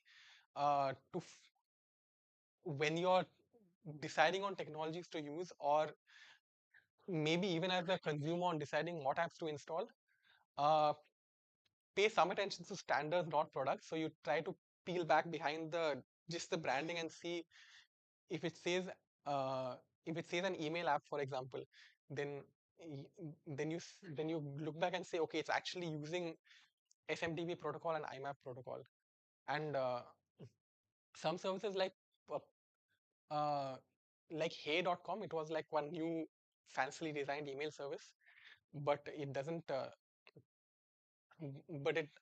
support the IMAP protocol, so I can't use other apps to check emails. I have to use the web interface. So that is kind of seeming like vendor lock-in. So maybe because of that, I'll choose not to use it, or I'll think of making an alternative if I'm enthusiastic, which supports that also. And s- similarly, like instead of saying Spotify, you think music streaming, and then suddenly you get to know about Bandcamp, you get to know about uh, you get to know about RSS feeds, and you like get to see, okay, the product is there, but behind the scenes in the product, what is the thing that I'm actually looking for, and can I find better alternatives for it? Uh, and if you zoom out, the this centralization onto products and brand names is also causing issues, not just for single things, but for the internet itself. So recently we've had outages because some DNS records are misconfigured in AWS, or because like some issue was there in Cloudflare. And now the internet itself was designed to survive a nuclear war. So even if all the connections elsewhere go down, if I'm running a website on my server, which is sitting in my home or in my state or something, then it shouldn't be affected by, we shouldn't need to be dependent on all our signals going somewhere in the US and going through that and then coming back just to talk to the person uh, across the stage from me. And standards also allow us to build drop-in alternatives. So like I said about hey.com, suppose they suddenly do something that we don't like and they change the interface, then because they're not standards compliant, we can't write an alternative client. But if they were following that standard, then we could. And we can also build specialized alternatives to more niche use cases. So one fun example is at last India Foss, there was a demo of Librefin, which is they uh, tried to reverse engineer the UPI protocol. And what you can do with that is you can make UPI payments from the command line. So now suddenly that opens up a lot of possibilities. You can write a cron job to pay your bills automatically every month, or you can write some system to like maybe uh, maybe you can write some automatic order processing. So if somebody makes the payment, then it'll automatically record that in your system or something. Like suddenly it opens up a lot of possibilities, and that was done through reverse engineering because UPI is otherwise it's still controlled by that one company. It's not a fully open standard, so they didn't have the option to fill these wider use cases. But if it's an actual open standard like XMPP and the others I mentioned, then we can do that easily. Or maybe the alternatives already exist. Maybe somebody has written something 10 years ago, which is still, because the standard is still stable, it's still specs compliant, so it could still work. And just before I end, I'm going to add the caveat that don't get too enthusiastic about standards, because this could also happen that you don't like any of the standards out there, you go and make yet another standard, and now we are competing with like each set of people stuck in their own different standards. So yeah, that's it for now. Any questions?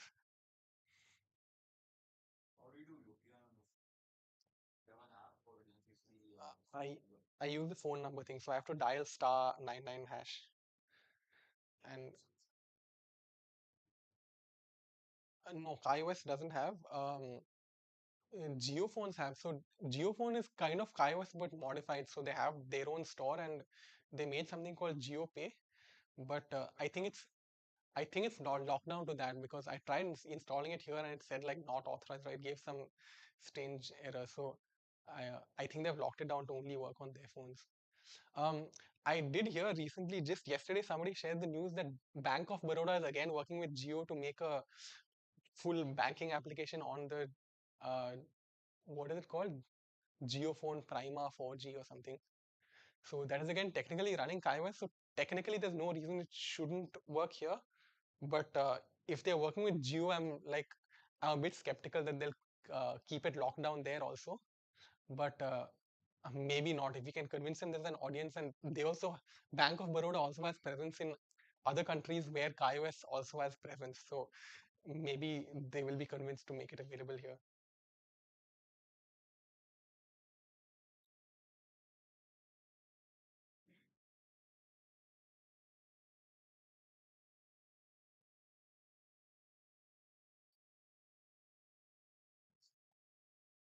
Yeah, my contact details in case you want to reach out. That QR code has to be scanned with a XMPP app though, because I like to use standards.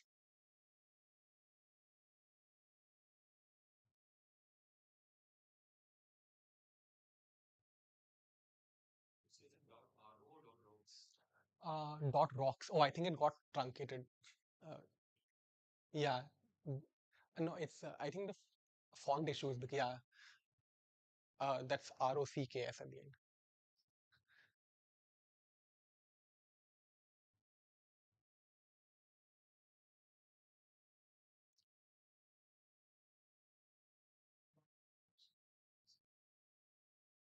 What did you say?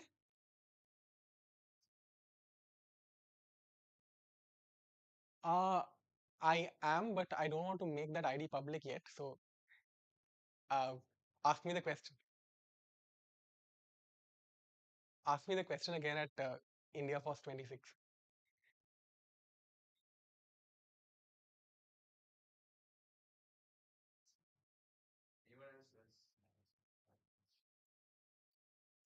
Thank you, Badri. It was an insightful discussion. Uh, I learned something new. I hope everyone also learned something new about standards and how it influences on a daily basis. Yeah. Right now we can break for lunch and we can come back at this 14 break. Well, we can come back at after 45 minutes. Yeah. Thank you. Thank you.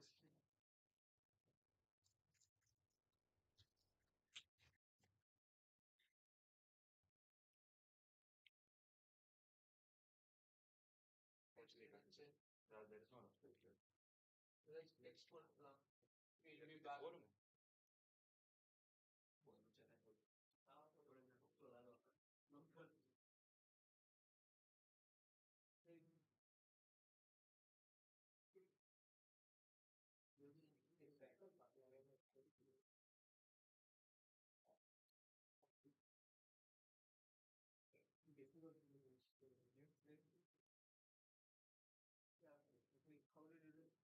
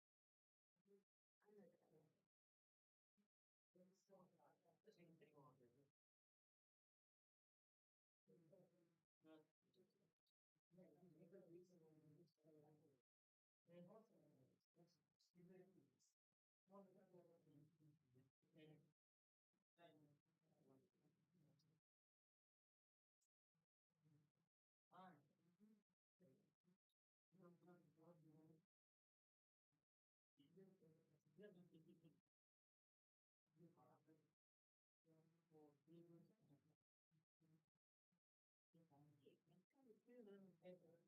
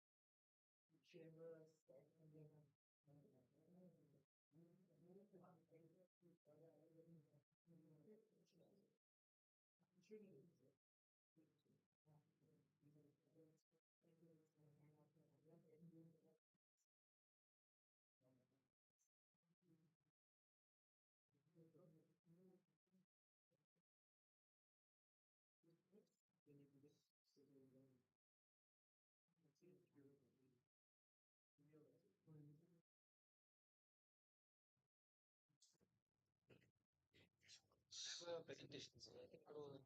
No, I think you can. This works right now, so you can probably stay up here. And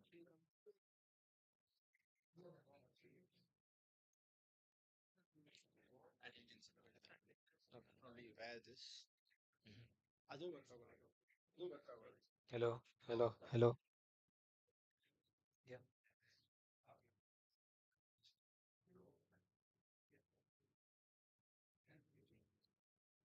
Hello, hello.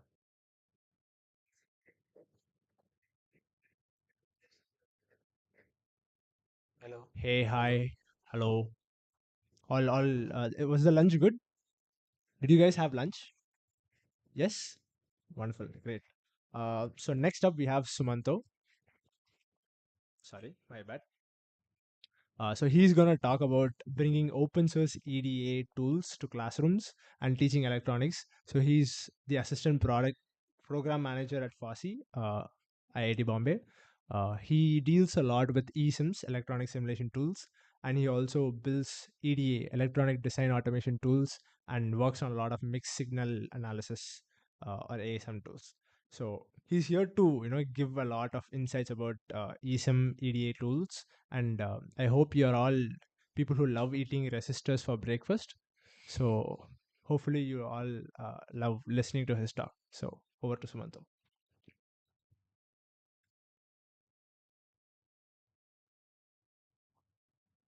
Yeah, so thank you for the warm introduction.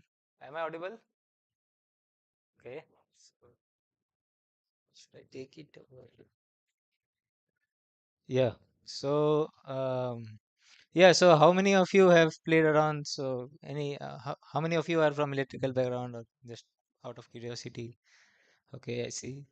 So how many of you have played around with the actual circuits on breadboard or something like that? Okay. So yeah, quite many. Yeah, so this tool eSIM we have developed. So I remember like during my school college days, like burning out registers and getting scolded by my professors and lot many other stories. So interesting ones, but yeah. So but now we have this simulator or emulator or lot many other tools like eSIM. So eSIM is one of them through which you need not have to burn the registers and you can just simulate the circuits. Already we are facing a lot of shortages of RAM. RAM is getting costlier. And yeah, so instead of having the real life circuits, we can visualize them here and build models and try it out here on eSIM. Okay. So I will be talking about like how these EDA tools are, how Fossy. So I'm from Fossy project. I will be briefing about Fossy and how this tool developed at Fossy is useful to bridge the gaps between classroom, industry, and like how we can teach electronics effectively using these tools. Okay, so yeah, about me, I did my MTech in IUR from IIT Bombay 25 and B from Electronics Engineering, Mumbai University, and I am into developing this tool chain, eSIM, and yeah, so I am associated with Fossy project for more than 5 years, and yeah, so these are the things. You can have my contact details over here, and okay, so next slide. Yeah. So about FOSSI, so FOSSI stands for Free Libre Open Source Software for Education. It's a Government of India project funded by Ministry of Education, and it's a part of NMEICT, similar projects like NPTEL or spoken tutorials and like that. And so we are into training and skill-based education, and there are different other tools which FOSSI promotes. So here is our website. So these are the tools. So Scilab is one of the tools. Then Python. So Scilab is an alternative to MATLAB. By the way, we have a booth over outside this in the foyer. And Scilab is an alternative to MATLAB. And then Python, every one of us know it's since it's a Foss. So yeah. And eSIM is for electrical engineers. Floss Arduino again everyone knows, I guess. And OSDAC for civil. DWSIM for chemical, Open Modelica for modeling software is a modeling software used by interdisciplinary field, and SOL for science students, basically who are in 11, 12 standards. So I remember playing around with chemistry. In my chemistry days, it was very difficult to understand the molecular structures. I hope the same was with you. So Soul is very much useful to there are software by which we can visualize the 3D patterns.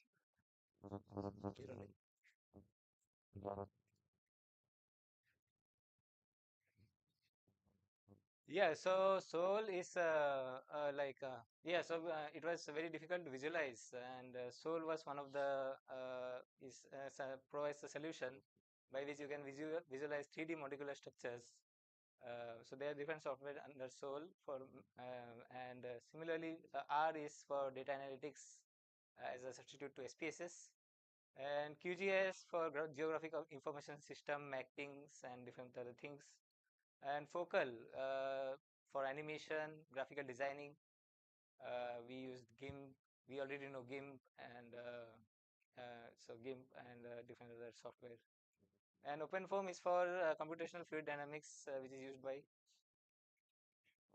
here. Hello. That's why I was holding it here. It's better if I hold, I guess. Yeah, so OpenFOAM is for computational fluid dynamics used by different engineering fields like to calculate the airflow. So aerospace engineering and mechanical engineering, chemical engineering have a lot of scope in OpenFOAM. Yeah, so these are listed alternatives, as I said, Scilab as an alternative to MATLAB, R as an alternative to SPSS. Arduino can be an alternative to proprietary things like Siemens and yeah, different other PLC related stuff. And JMOL as an alternative to ChemDraw. DWSIM, Aspin Plus, and OpenModelica, Diamola, OSDAC for RAM connection, GIS, ArcGIS, and so on. So if you want to take pics, you can take. So I'm switching to next slide. Yeah, so we conduct different other activities for promotional activities to promote these tools. So one of them is case study project, and where someone proposes a case use case example and tries it out using an open source software and displays it on our on and submit the solution for that. Similarly, we have research migration project where one works on a particular research paper where someone has already done something using some proprietary software and they gave the open source solution to the research migration to the particular paper. Then textbook companion, they open source the complete textbook, you can say.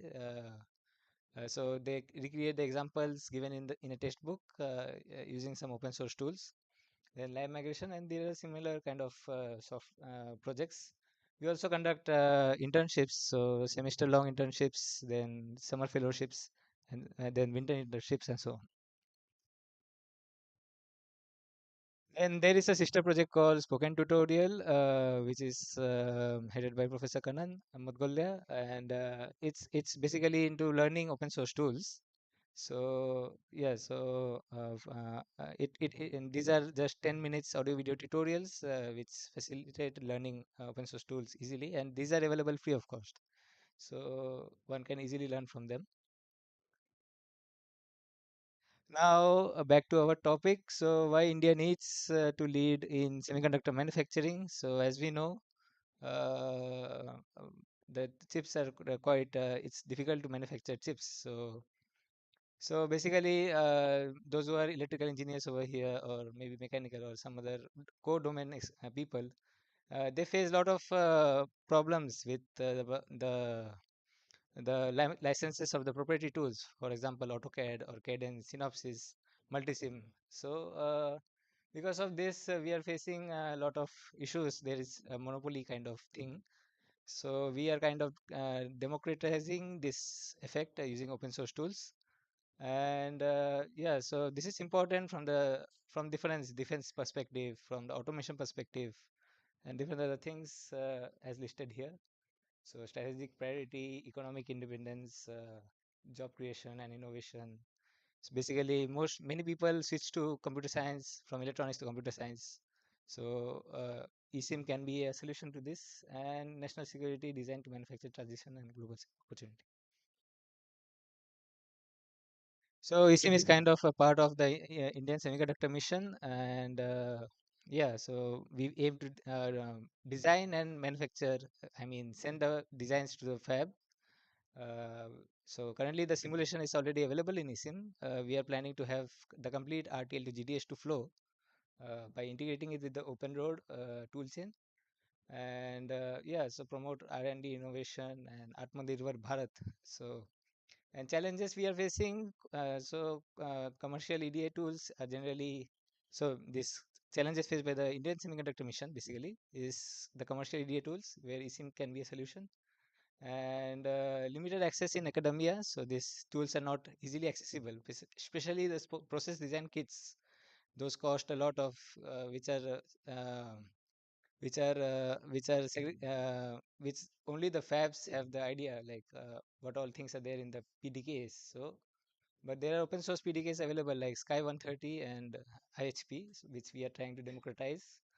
and dependence on foreign design ecosystems. Okay, so how our team contributes, as I said, democratizes chip design, then skill development, and supports innovation, ecosystem collaboration. So impact and way forward, design ecosystem, skill manpower, R&D, innovation, and self-reliance. eSIM's role would be to have open indigenous EDA toolchain and training thousands of learners using spoken tutorial or similar kind of platform, and customizable platform for new ideas reduces foreign EDA dependence. So this is our team. We have our eSIM team, currently 4 members and senior managers.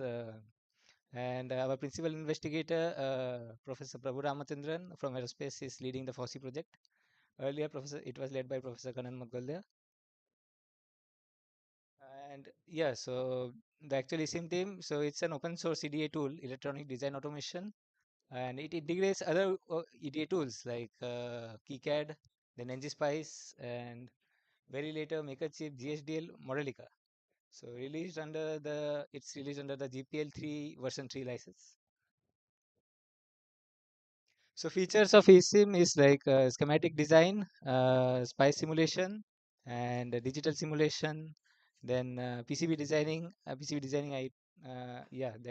device modeling, integration with various other PDKs like Sky 130, IHP.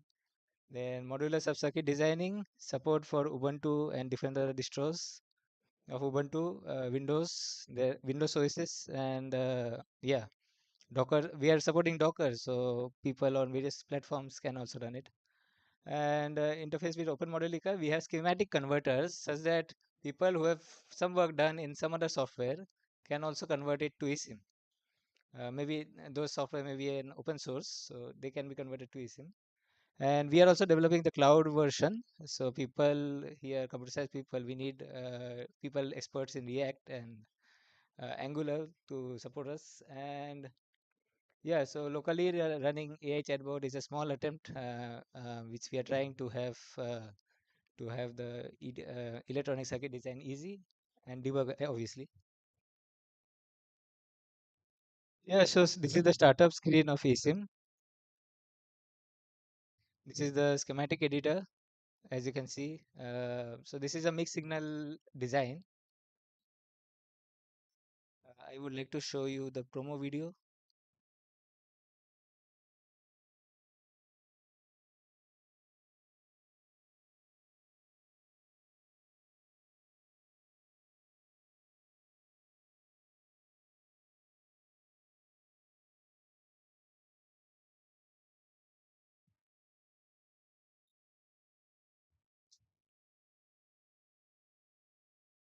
Yes, so it's built. It's showing like how the one can simulate. So it is low disk space as compared to other tools, EDA tools. They consume GBs of memory actually, but eSIM is quite lighter as compared to them.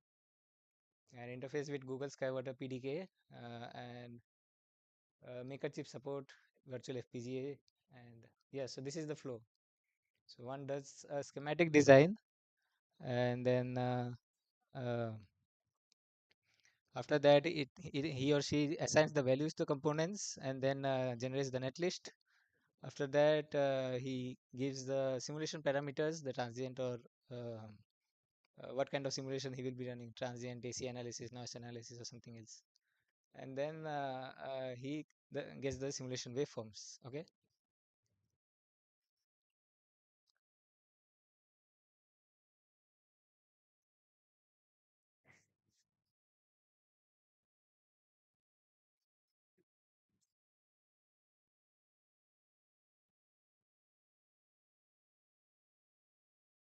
Okay, so its features, user friendliness, and easy interface. So we are using KiCad as the front end as of now.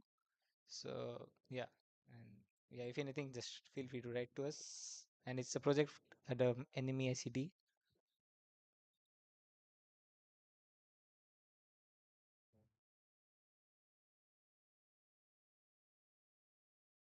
Yeah, so current activities under eSIM, we have something called as a circuit simulation project, and where the students or the contributors submit a circuit, get their proposal approved, and uh, once these are approved, they upload the project files, and we have 300 plus verified submissions throughout the country and abroad. And similarly, we have lab migration project. These are for faculty, professors, or from academic institutions, where they submit they propose labs, for example, digital logic design lab, and they get a recognition on their website, and the certificate is similar to the circuit simulation project. So we have migrated 8 institution labs to open source. And yeah, so the contributors get recognition and certificate and some honorarium depending on our funding. And yeah, so this is our attempt to promote this tool. So eSIM Marathon, so the contributor gets recognition on the website. So Marathon is kind of a hackathon activity, where it's a 1 month activity where it's in 2 stages: literature survey stage and the final submission. So in the literature survey, the contributors like do a quick 1 week or 2 week literature survey, and they submit a proposal. And so after submitting the proposal, they move on to the actual designs. And we have around 100 plus winners throughout the country. So yeah, so past we did the following 4 marathons, and the outcome of this marathon was around more than 10 designs sent out for fabrication to the different. I mean, people have sent. So one of 9 were sent to the eFabless, and it was taped out. Basically, the chips were taped out, and another is sent to IHP through the IHP marathon, which we had run last year.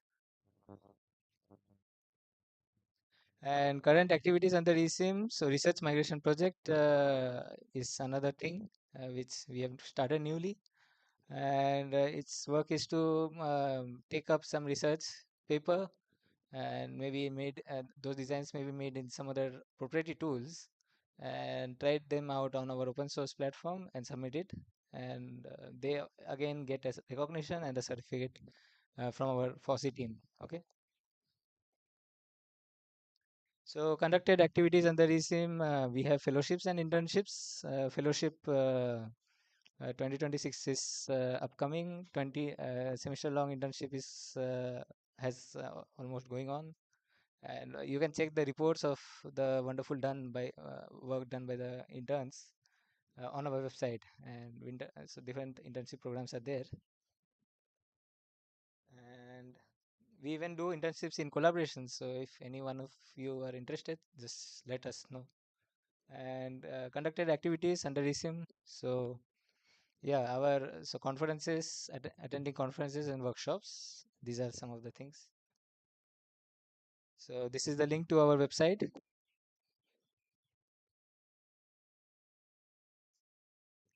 And this is a link to the spoken tutorial page from where one can learn eSIM.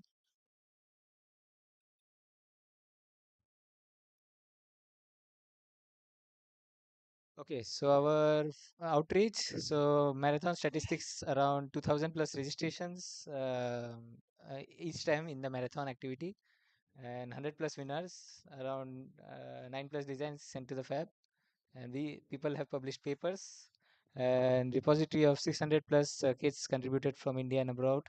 So fellowship interns, currently semester long internship is running around. We have 40 plus interns, and conducted various webinars, workshops, and eSIM hardware workshop with 3000 plus participants were done in 2009. It was a country worldwide actually, and we also do postal campaign too for our outreach.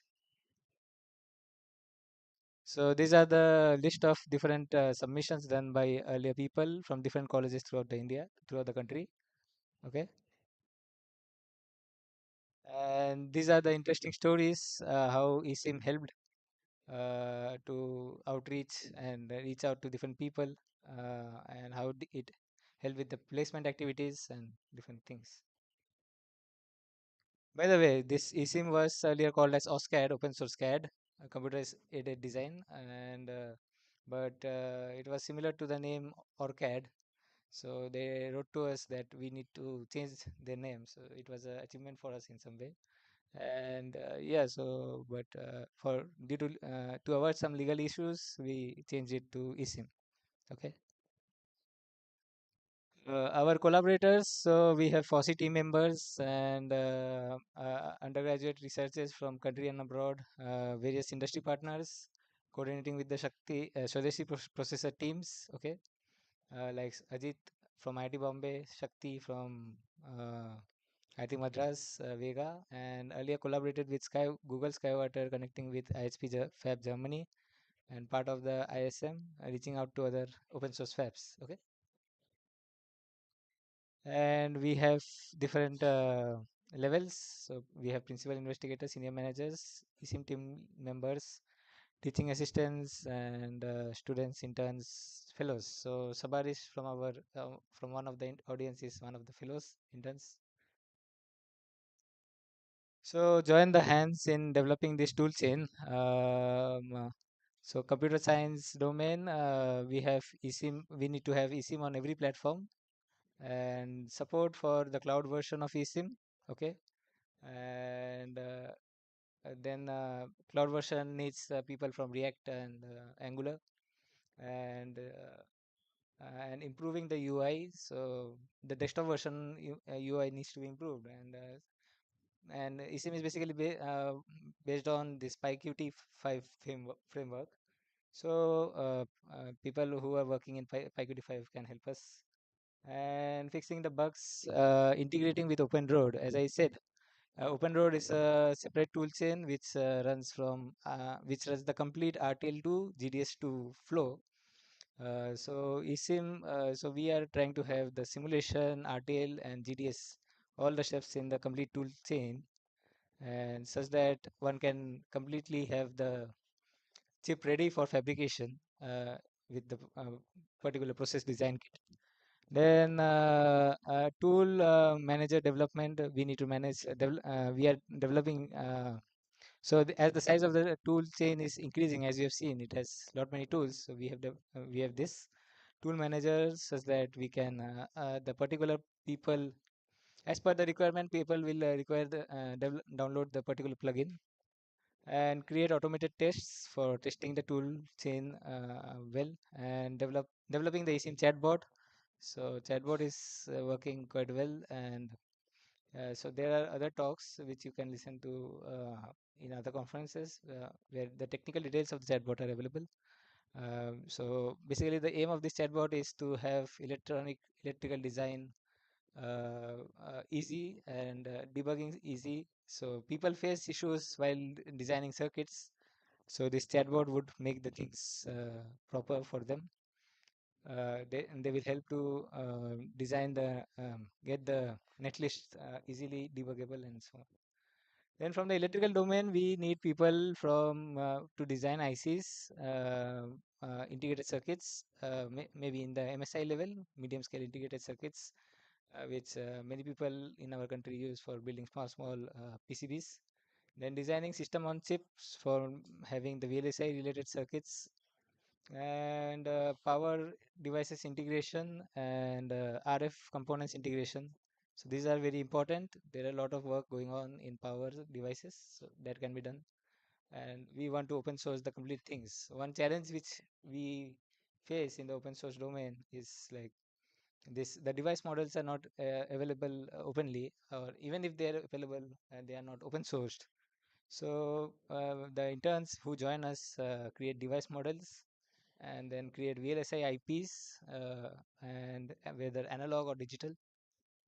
I mean open source VLSI IPs, and simulation for tape out, and testing the complete tool chain thoroughly. So obviously the electrical people are the end users, so we need testers.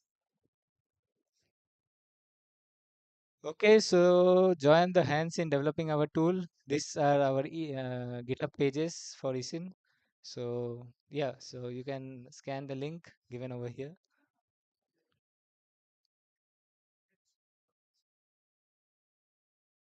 Okay, so thank you. Feel free to reach out to us. Contact -esim@fossy.in, and I hope you have my details as well. You can reach out to me on LinkedIn or somewhere in case something you want to contribute to this project. And yeah, we are open to receiving contributions from you all. So, any questions? Any questions? No questions as such.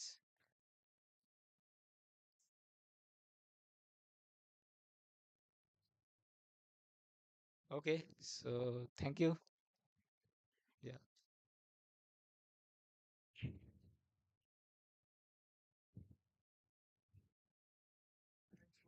Yeah. How did everyone feel? You have anything to say apart from questions? Just it was good. Okay, great. Thank you.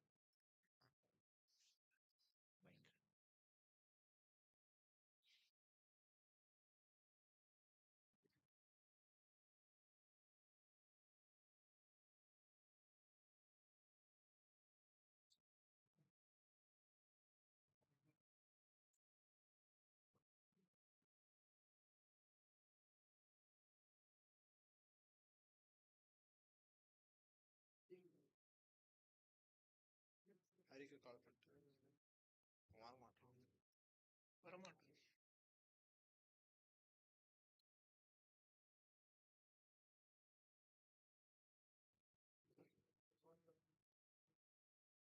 Has anyone heard about Podo.pix?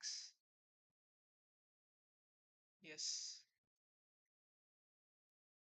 கேள்விப்பட்டிருக்கீங்களா? So next we'll be having Hari who will be speaking about Podo.pix.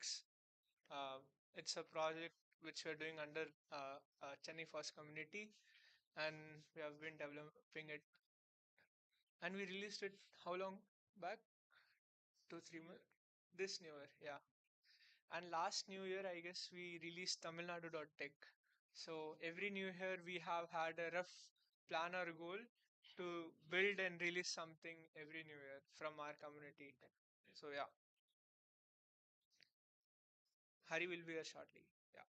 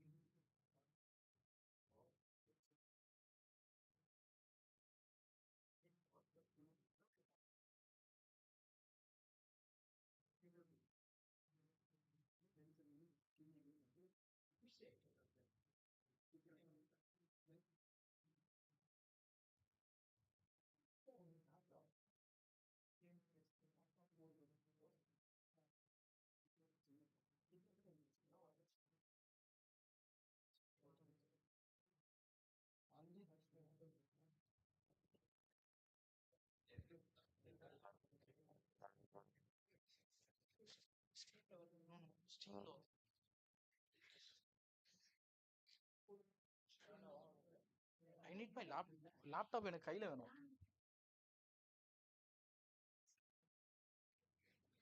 இது இப்படியே கொடுத்துமாடா.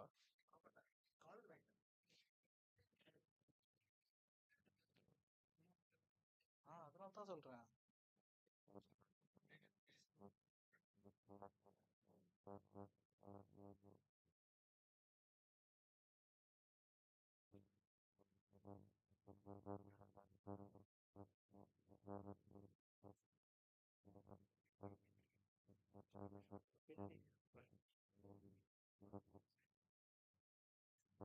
Laptop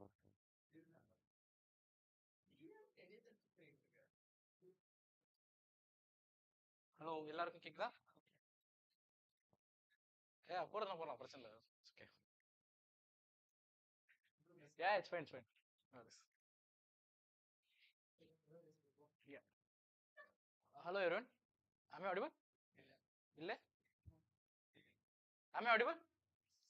Yeah. மைக்ல கேட்கலையா? Mic இங்க இருக்கு. இப்போ கேக்குதா? இப்போ கேட்கல. Hello hello. ஓகே. ஹலோ இப்போ கேக்குதா? Okay, this is better I guess. அப்பப்போ மட்டும் கீழே வச்சுக்கிறேன், மீதி டைம்லாம் மேலே கையில் இப்படி பிடிச்சிக்கிறேன்.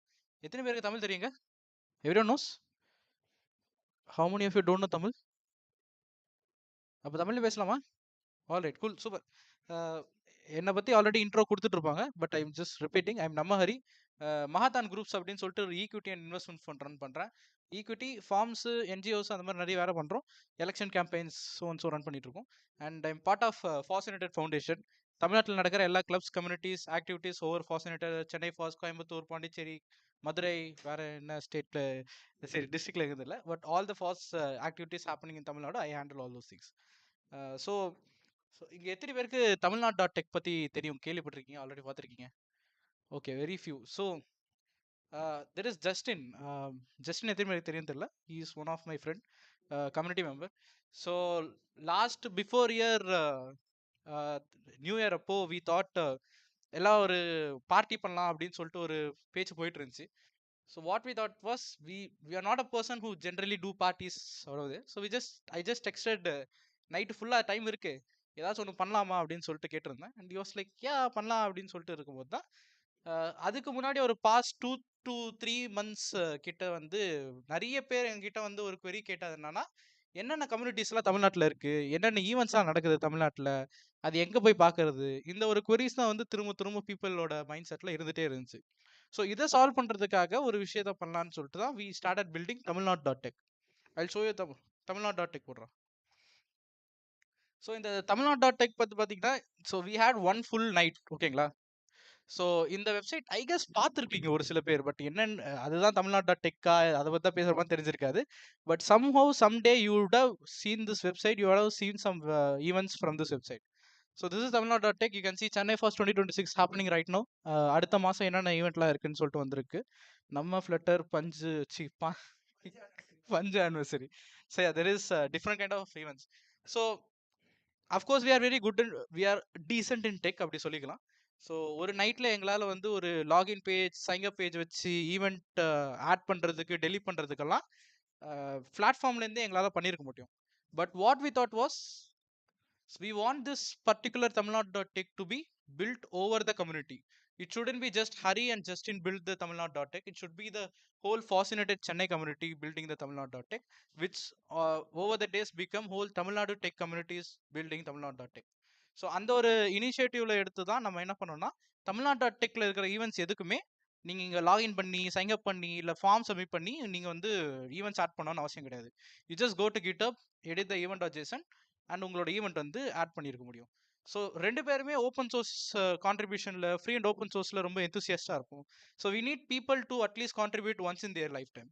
அந்த once in their life time வந்து இந்த ஈவெண்ட் அட்ஜேஷனை எடிட் பண்ணுறது மூலியமாக பண்ணிக்கலாம் அப்படின்னு சொல்லிட்டு ஒரு தாட் ப்ராசஸில் தான் we made Tamil Nadu dot tech editable இந்த ஈவெண்ட் அட்ஜேஷன்.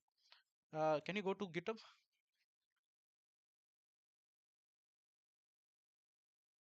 ஸோ இது வந்து 2025 ஜான்வரியில் பண்ணுது.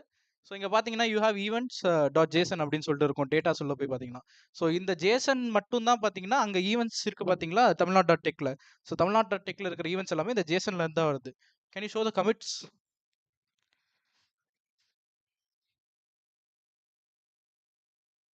So if you can see, feed add digital dreamers trend or dev to ops community, add build to learn meetup, she builds. So இந்த மாதிரி என்ன பண்ணாங்கன்னா, ஒரு கம்யூனிட்டியுமே அவங்களோட ஈவெண்ட்ஸை ஈவெண்ட் டாட் ஜேசனில் வந்து எடிட் பண்ணி they started adding their events into Tamil Nadu dot tech. So இது மூலியமா கம்யூனிட்டியாக ஒரு பிளாட்ஃபார்மை பில்ட் பண்ண ஆரம்பிச்சாங்க. இது ஒன்று மட்டும் இல்லாமல் நாங்கள் கிரியேட் பண்ணி அடுத்த ஒரு 24 hours of course lot of walk through வந்துச்சு, because it is a event platform வர மாதிரி இருக்கிறதுனால. பட் ஆல்சோ ஏகப்பட்ட இஷ்யூஸ் வர ஆரம்பிச்சு. we had around 5 to 10 developers sitting a night working on some issues in the platform, contributing to the platform. எனக்கு தெரிஞ்ச அன்னைக்கு நைட்டுக்குள்ளேயே ஒரு 10லேருந்து 24 கிட்ட வந்துருச்சு. So that is when we realized ஒரு கம்யூனிட்டிக்காக ஒரு இண்டிவிஜுவல் ஆர் ஒரு டுவோ ஆர் கம்பெனியாக பில்ட் பண்ணுறதோட ஒரு கம்யூனிட்டியாக பில்ட் பண்ணணும்னா அந்த பிளாட்ஃபார்ம் வந்து இன்னும் யூசர் பெர்ஸ்பெக்டிவாகவும் இருக்கும், யூசருக்கு யூஸ்ஃபுல்லாகவும் இருக்கும், அதே மாதிரி ஒரு இம்பாக்டும் கிரியேட் பண்ணும் அப்படின்னு சொல்லிட்டு ஒரு தெரிய வந்துச்சு. ஸோ அப்போ முடிவு பண்ணதான் ஒரு வருஷமும் will try to build some project and release it in the new year. So இந்த தமிழ்நாட்டு டெக்ல ஒரு விஷயம் என்ன நோட் பண்ணணும்னா, இங்கே பார்த்தீங்கன்னா இங்கே லோகோஸ் இருக்கும். இதில் இங்கே தெரியல, but you will have logos here. So event ஜேசன்ல நெக்ஸ்ட்ல யாராச்சும் ஒர்க் பண்ணிருக்கீங்களா? Next JS how many techies here? Okay, மோஸ்ட்டாக ரியாக்ட் நெக்ஸ்ட்லலாம் ஒர்க் பண்ணியிருப்பீங்க. நெக்ஸ்ட்டில் ஒர்க் பண்ணிங்கன்னா நீங்கள் ஒரு ஃபோட்டோ யூஆர்எல் வந்து சிடிஎனில் ஆட் பண்ணோன்னா நெக்ஸ்ட் கான்ஃபிகில் போய் மாற்றணும். ஸோ ஒரு you can show the next config. So இங்கே இதில் ஈவெண்ட் அட்ஜஸ்ட்லேயே பார்த்தீங்கன்னா ஒன்று வந்து ஐபிபின்னு இருக்கும், ஒன்று வந்து அவங்களோட கம்யூனிட்டி யூஆர்எல்ல இருக்கும், ஒன்று வந்து பார்த்தீங்கன்னா வேற ஏதோ ஒரு சிடிஎன்ல இருக்கும், கிளவுட் நிறைய அந்த மாதிரி இருக்கும். ஸோ ஒரு டைம் இந்த ஈவெண்ட் அட்ஜேஷனில் பீப்புள் அப்லோட் பண்ண என்ன ஆச்சுன்னா, அவங்க வந்து இந்த நெக்ஸ்ட் கான்ஃபிகில் வந்து சேஞ்ச் பண்ணாமல் விட்டுறாங்க. அது எங்களுக்கு ஒரு போர்டன் ஆயிடுச்சு. அப்ரூவ் பண்ணுறவங்களுக்கும் நான் பிஆர் கொடுத்துட்டேன், அப்ரூவ் ஆயிடுச்சு, லோகோ வரமாட்டேங்குது, ஈவெண்ட்டும் வரமாட்டேங்குது. அதுக்கப்புறம் ஈவெண்ட் எங்களுக்கு இருக்கிற பேண்ட் வித்துக்கு ஈவெண்ட் நடந்து முடிஞ்ச பிறகு தான் அதை போய் செக் பண்ண வேண்டியதாக இருந்துச்சு. ஸோ இந்த ஒரு விஷயத்துக்காக வாட் வி தாட் வாஸ், இந்த ஒரு விஷயத்துக்காக நாங்கள் யோசிக்கல. Of course again next new year வந்துச்சு, ஓகே நியூ இயருக்கு ஏதாச்சும் பண்ணியே ஆகணும் அப்படின்னு சொல்லிட்டு ஆரம்பிச்சது தான் உறுதி டாட் இன். ஸோ உறுதி டாட் இன் சொல்லிட்டு இப்போ தமிழ்நாடு டெக் டேரக்டர் வெப்சைட்டாக பண்ணிட்டோம். டேரக்டர் வெப்சைட்டுக்கு மேலே என்ன பண்ணணும், நம்ம ஒரு ஈவெண்ட் லூமா மாதிரி நம்ம வந்து கம்யூனிட்டிலேருந்து பில்ட் பண்ணலாம் அப்படின்னு சொல்லிட்டு பில்ட் பண்ண ஆரம்பித்தோம். பட் அன்ஃபார்ச்சுனேட்லி எங்களுக்கு டைம் கிடைக்கல. இன்னொரு 2 நாள் தான் இருக்குது நியூ இயருக்கு, இன்னொரு 1 நாள் தான் இருக்குது நியூ இயருக்கு. ஸோ அதனால் இமீடியட்டாக நாங்கள் என்ன பண்ணோம், இந்த ஒரு இஷ்யூ இருந்துச்சு, ஈவெண்ட் அட்ஜேஷனில் இருக்கிற இதெல்லாம் மாற மாட்டேங்குதுன்னு சொல்லிட்டு. ஸோ அதனால தான் இந்த போடு டாட் பிக்ஸ் அப்படின்னு சொல்லிட்டு ஒன்று கிரியேட் பண்ணோம். Podu dot pics design credits, name credits, everything to Justin. யார் இந்த மாதிரி வித்தியாசமாக போடு டாட் பிக்ஸ் எல்லாம் யோசிச்சிங்கன்னா கண்டிப்பாக ஜஸ்டின் தான் யோசிக்கலாம். So I wrote the back end for this. So இந்த போடு டாட் பிக்ஸ் வந்து கம்யூனிட்டி சைட்லேருந்து பில்ட் பண்ணும்போது தான் how actually building from community make people to learn about building, என்னென்ன விஷயத்தை வச்சு நம்மளால இம்பாக்ட் கிரியேட் பண்ண முடியும், எந்தெந்த விஷயத்த சொல்லி பீப்புளால் அண்டர்ஸ்டாண்ட் பண்ணிக்க வைக்க முடியுன்றது தெரிஞ்சு. ஏன்னா இதுக்கு முன்னாடி தமிழ்நாட்டா டெக் பில்ட் பண்ணும்போது இட்ஸ் வெரி, இது ஒரு டேரக்டர் சைட் தானே, அதில் ஏதாச்சும் கொஸ்டின்ஸும் இல்லை அதில் பற்றி கேட்கறதுக்கு, சிம்பிள் ஸ்டாட்டிக்கான சைட். ஆனால் இது அப்படி கிடையாது. It does have a utils, it does have a you know API connections and every thing. இதுக்கு வந்து நாங்கள் Cloudflare R2 பக்கெட் தான் யூஸ் பண்ணியிருந்தோம். ஸோ இந்த போடு டாட் பிக்ஸ் வந்து எனக்கு கண்டினியூஸாகவே ஃப்ரீயாகவே ரன் பண்ணுன்றது தான் ஒரு இஷ்யூ. ஏன்னா இப்போ இது ஃப்ரீ தான், any one can go inside the Podu dot pics, upload your picture, get the URL and use as a CDN to your website.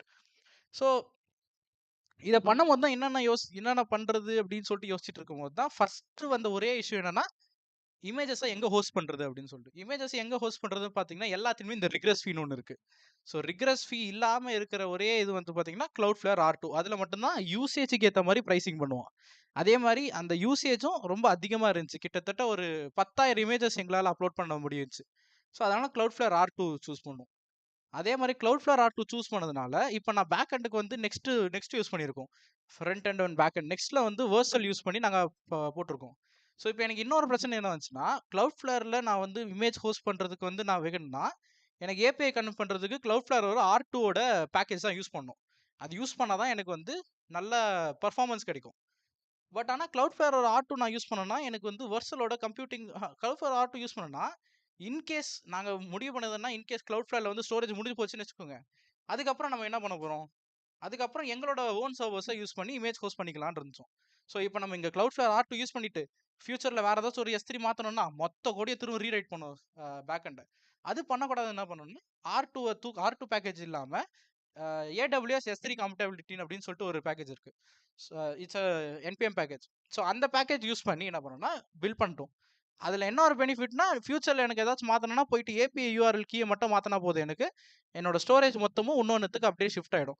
அந்த ஒரு விஷயத்துக்காக R2 மாற்றணும். இன்னொரு விஷயம் என்னன்னா, இப்போ வரைக்குமே போடு டாட் பிக்ஸில் வந்து நீங்கள் if you are good in hacking or reverse engineering the site, you can upload videos. இது ஏதோ வியர்டாக இருக்குது, sorry. you can upload videos, you can upload more than 10 MB images, or you can also upload GIF or anything. இதில் இன்னும் அந்த meme validation ஒன்று இருக்குது, MIME validation ஒன்று இருக்குது. அந்த வேலிடேஷன் கிடையாது. அந்த வேலிடேஷன் யூஸ் பண்ணவங்களுக்கு தெரிஞ்சிருக்கும். அந்த வேலிடேஷன் யூஸ் பண்ணோன்னா எனக்கு CPU யூசேஜ் அதிகமாகும். CPU யூசேஜ் அதிகமானால் அதுக்கு நான் காசு கொடுக்கணும். Of course we can pay.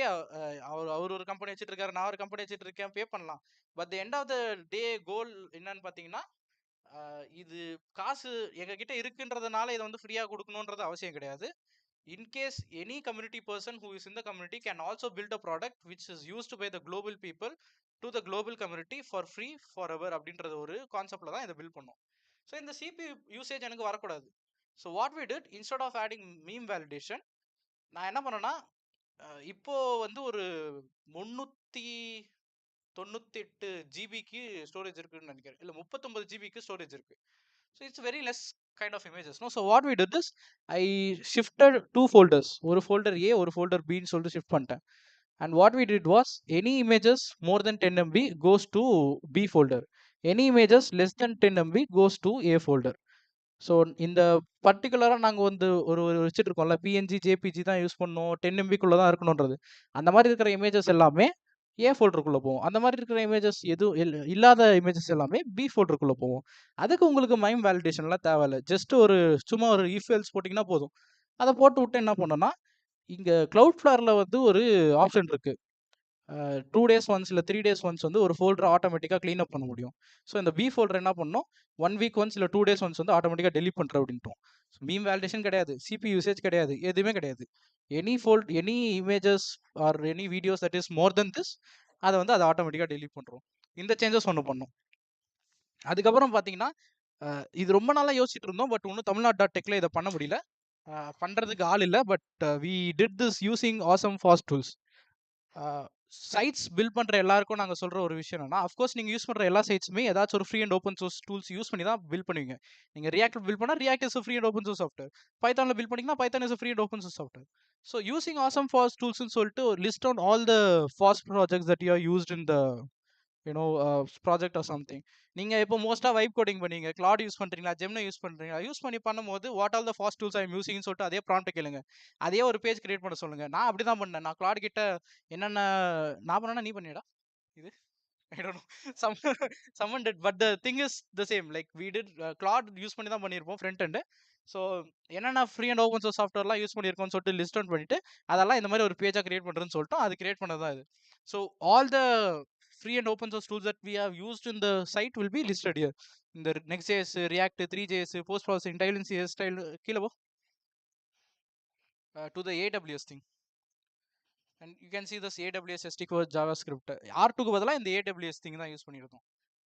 So இது technical part of how to reduce costing using free and open source tools பற்றி இந்த டாப்பிக்கில் வந்துடும்.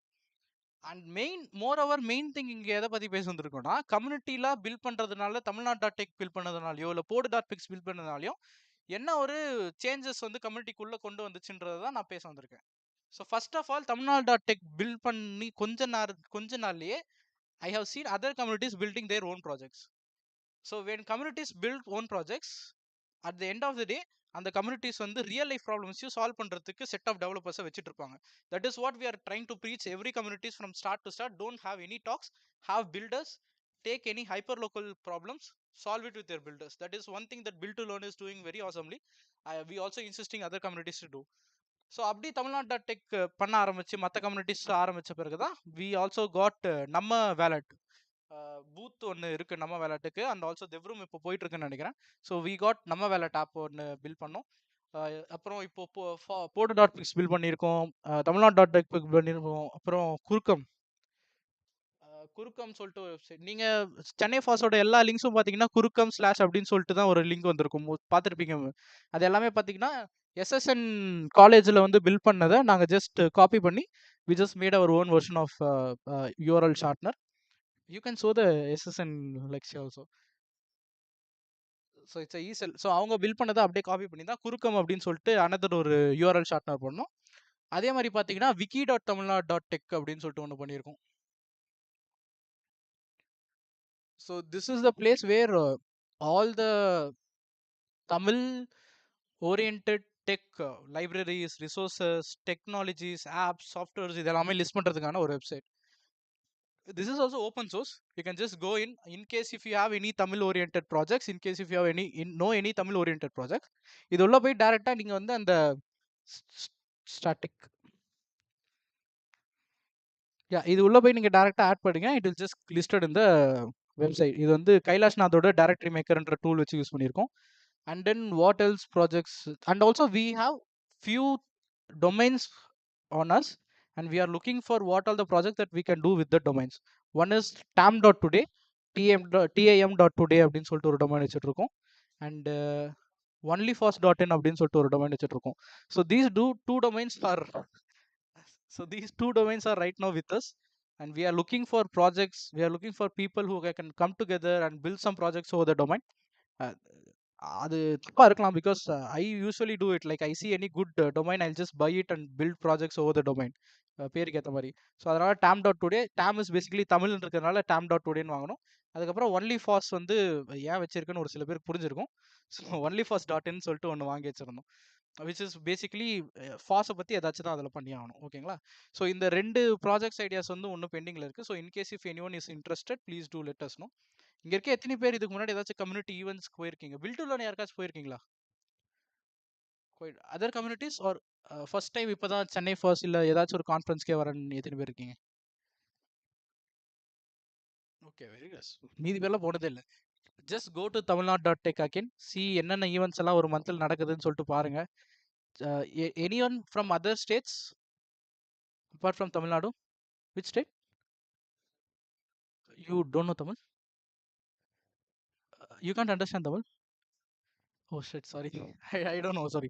So you can try to build Maharashtra.today or anything related to this in the Maharashtra. You can just copy this site and make it in your own, get a domain and try to build it.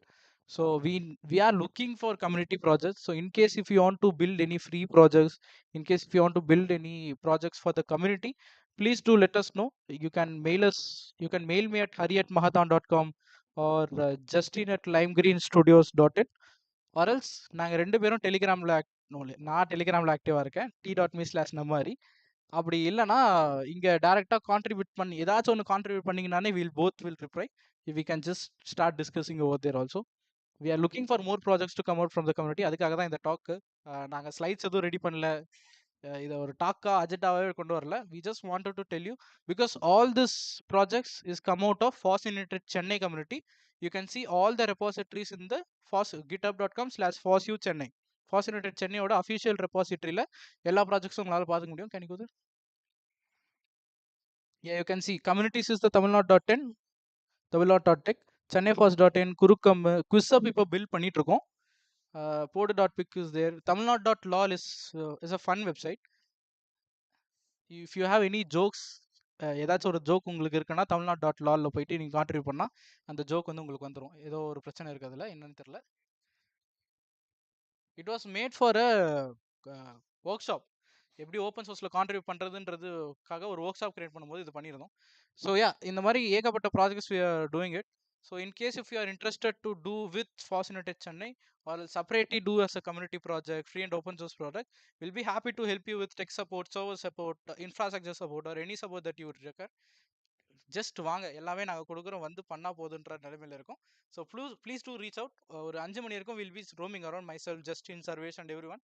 Please do reach out and all right. Thank you for joining. Thank you so much.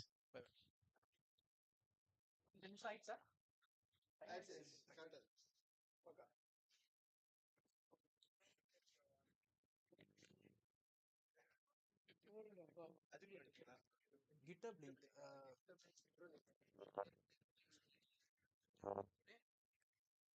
Only for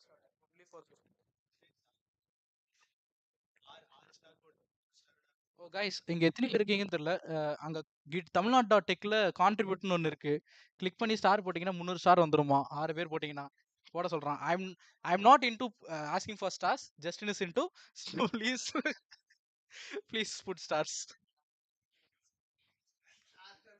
இது QR code வருமா? இல்லை just Tamil Nadu dot tech அது மேலே கான்ட்ரிபியூட்னு button இருக்கும். யா யா யா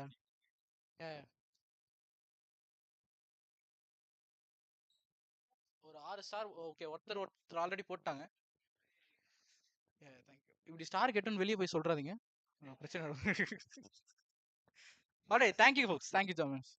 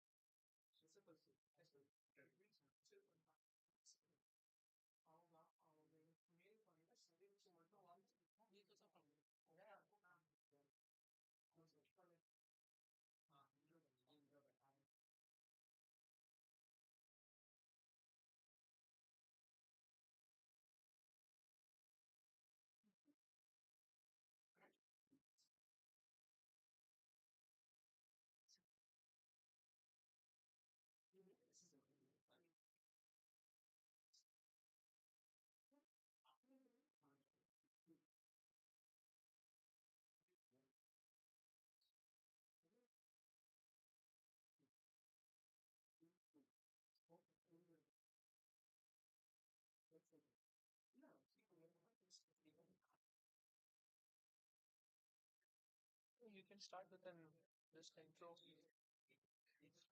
On what is the slides name? About you, Kiran, what's SFLC till he gets the stream. Yeah, you want to talk about the same topic or no? It's good. It's fine. Bro, you intro. And Can I start? Isn't it a yeah, we need HDMI code. We have HDMI, right? Yeah, it is. It is. Why? Do you want to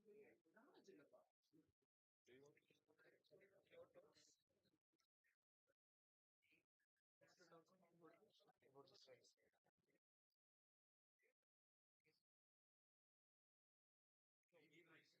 You can say, unfortunately, we guys couldn't hear. We are pitching it. Don't say why and one. Uh,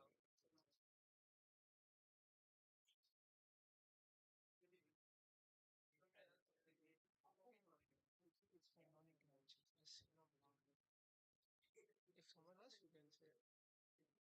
Yeah, that business students are.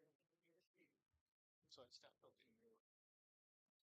Once you can will join. Let's start.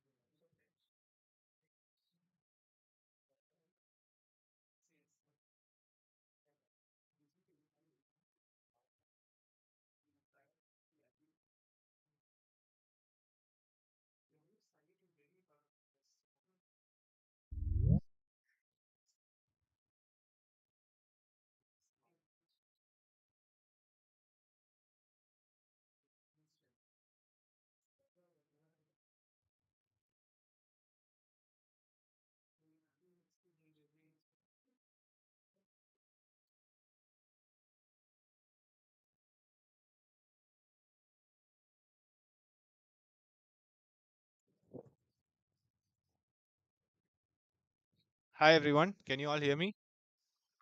Hi, so I am Anuvind. I'm a legal fellow at SFLC.in, which is Software Freedom Law Center. And this is Kiran. Kiran is a technologist also at SFLC.in. And we are here to talk about one of our latest flagship projects, which is RightsLine. So SFLC.in, just to give you a small brief idea, we are a donor-supported legal service organization. I'm sure many of you must have seen our booth that was outside. We work on digital rights. We work on digital rights and protecting digital rights. Particularly on censorship, we focus on censorship, content takedown, internet shutdown, privacy, surveillance, things like that. So I am a lawyer by profession.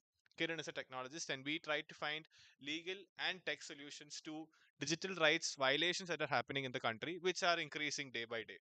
So RightsLine is a platform which we hope to use to protect people, to provide people with assistance in when they need it across the spectrum. So, Kiran, if we can talk about some of the projects that we have at RightsLine, SFLC. Okay. So I think I will just talk about a general overview of projects that we have at SFLC. Then he will talk about the rights line. So this is our website. If anybody not heard about this thing like IT amendment rule, uh, it's high time everybody have a look into that. So we have like a timeline till April 29 to raise your comments on that to the government. So yeah, so one of the project that we have at SFLC is internet shutdown tracker. So we track all the internet shutdowns that happening in India. So anybody here hear about internet shutdowns? So basically, this is the government turning off internet shutdowns to a specific place or like a state. So yeah, this is the number till now in India. This year, like there are total 17 shutdowns happened. These are the previous years. We are tracking this from 2012. So this has like a verified data about all the internet shutdown happened in India from 2012. We say that we are a digital India, but still it's like this much thing happening. We do RTI. Just to add one thing, India leads the number of shutdown rates in the world. We are number one. So we do the most internet shutdowns out of any country in the world. So I think this is very important to note. A lot of people don't realize how important having internet is and how much power that having access to internet can give. Sorry, Kiran, continue. Uh, so yeah, this is a similar kind of projects that we track all the censorship that's happening, like book ban, art ban. So if you want to report some information, you can come here and report. Also, if you want to see some of the things that happening, also you can come here. We have a uh, yeah, like what kind of things is being uh, banned and why it's banned. All those things we have listed here. So just want to give you a like brief thing about like what does FLC do. You can and go and search our publications and other things here. Uh, we have also published some guides on search and seizure, fact checking, and like online gender based violence. So yeah, you can check all those things from our websites. Now I am giving this mic back to. Uh, Also, you might be coming here thinking about another talk. So that's one of our colleague. He couldn't make it today, so that's why we are talking about this. So yeah. Yeah, there's also like you might be wondering about what is Foss about this, what is relationship with Foss. So just to clarify that at the outset, we love Foss at SFLC. All of our in-house infrastructure, all of the stuff, tools that we use on the day to day, they're all Foss tools.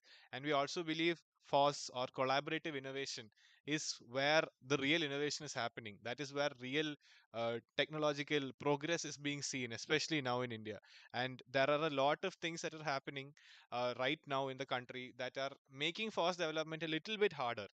And we are working on solving those issues from a legal side, from a technical side. Those who attended my other talk know about software patents. I talked about how software patenting, the current regulatory regime, allows for people to say, okay, this aspect of code, this piece of code, this is mine. Nobody can use it without paying me some sort of royalty, which obviously is antithetical to FOSS. Now, recently, must be aware of the Android sideloading issue, where Android is saying that developers must be registered with Android, and otherwise they won't be allowed to develop any products or apps for Android. This is also a huge issue and has a big impact on FOSS. There is also a slightly lesser known aspect of where they were trying to make GUI graphical elements, as part of a registered design, which would mean that there could be somebody who owns a cursor and say that this type of cursor is mine and mine alone. You'll have to pay me to use it, which is obviously ridiculous. Nobody can say that a GUI element is mine and mine alone. So yeah, that's the false aspect to this. Moving on to the main reason we're here, which is to talk about rights line. So rights line is what we envision to be and all in one digital helpline. So any sort of online harm that you face, be it cybercrime, be it a fraud, a scam, your internet is shut down and you don't know what to do, your content is taken down, you don't know what to do, your family member, somebody has been scammed, they lost a lot of money, you don't know what to do. You can reach out to the police, you can reach out to the cybercrime portal, file a complaint there, but what do you do after that? Who do you talk to? How do you ensure that your voice is being heard? How do I get effective legal representation, effective understanding of what technical solutions I can use to protect myself against this? That's where we can come in. So using RightsLine, you can file a report, or you can write to us at mail@sflc.in or press@sflc.in. We have a team of lawyers, we have a team of technologists. We can all sit together and we can use our collective experience to help understand what solution works best for you. For example, recently we've been doing a lot of work on content takedown, so which is a very topical thing. So I'll just provide a bit of context for that. So there have been a lot of instances recently where people have had their posts or like pages shut down or taken down or blocked completely off the internet, and they don't know what to do. They reach out to YouTube or they reach out to Facebook, they reach out to Instagram, and they don't really get much information from these big platforms, because the platforms are usually complying with some rule or the other. That again brings me back to the IT rules timeline that Kiran had shown. I'll provide a bit of context about that later. So what can you do after that? So when some of these YouTubers, some of these influencers, they reached out to us at SFLC through RightsLine, and we were able to get in touch with the grievance officer at Meta, the grievance officer at Alphabet. And when they did not respond, we were able to escalate that to the grievance appellate committee. So we are one of the few organizations in the country that have a lot of experience working with the GAC, helping people get their content back. The GAC can actually be surprisingly quick. One of our YouTubers who reached out to us actually got his page back within 6 hours. Even though the GAC did not really tell us anything, the page was still restored. Or they can not respond for 6 months. So they're very finicky as an organization. So we have a lot of experience working with them. We have been helping YouTubers and other content creators get their content back online. So if you know anybody who's worked on such things, who is a content creator, an influencer, who's had their work taken down unfairly by platforms, you can reach out to us or ask them to go to RightsLine. Let us know. We do want to help them. And just as a side note, most of this work is done pro bono, which means that we don't really, we're not big fans of like taking a fee from them. So yeah, Kiran, if you could take us back to the homepage.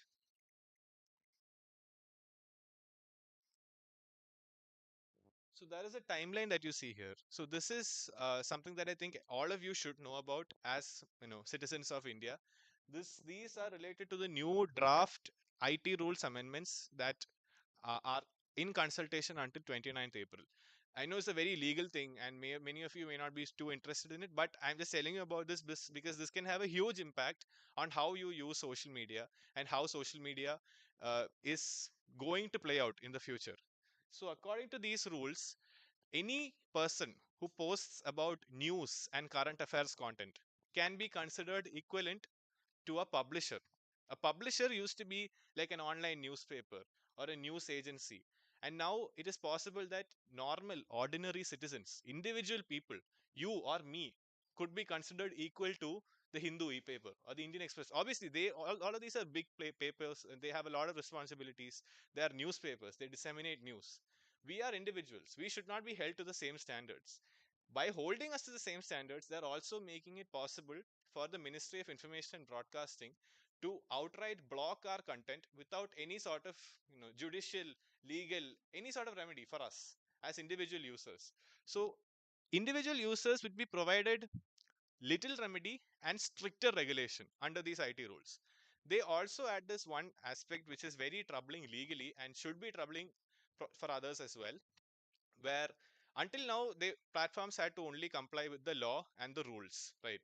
Now platforms like Facebook, Instagram, YouTube, etc., they have to mandatorily comply with advisories, guidelines, statements of practice, things that were not binding, they were not mandatory before, they were just recommendatory. This is what is usually done. These are guidelines, try to follow them if you can. Now platforms have to do it mandatorily, and in addition to that, these don't have to be public, they don't have to be published, nobody has to know about them. I don't know how many of you know about the Sanchar Sati controversy that happened, where the government said Sanchar Sati app must be pre-installed. Yes, that was also not made public. That was directly communicated to the platforms. The newspapers leaked it. Reuters reported about it, and that's how people got to know. And now Reuters maybe cannot report about it because news and current affairs content. So it's like a whole cycle that works to keep our digital rights in check systematically and not let them flourish the way they're supposed to. So you can write your comments to Meti by 29th April. You have time. You can check out our website. We've done a lot of work on this. There we've also been hosting a lot of calls. We may host one soon. We keep you posted on that. But yeah, that's mostly what we do at SFLC and why it is important for everyone to know. Thank you. Anybody have any questions? You can raise them now.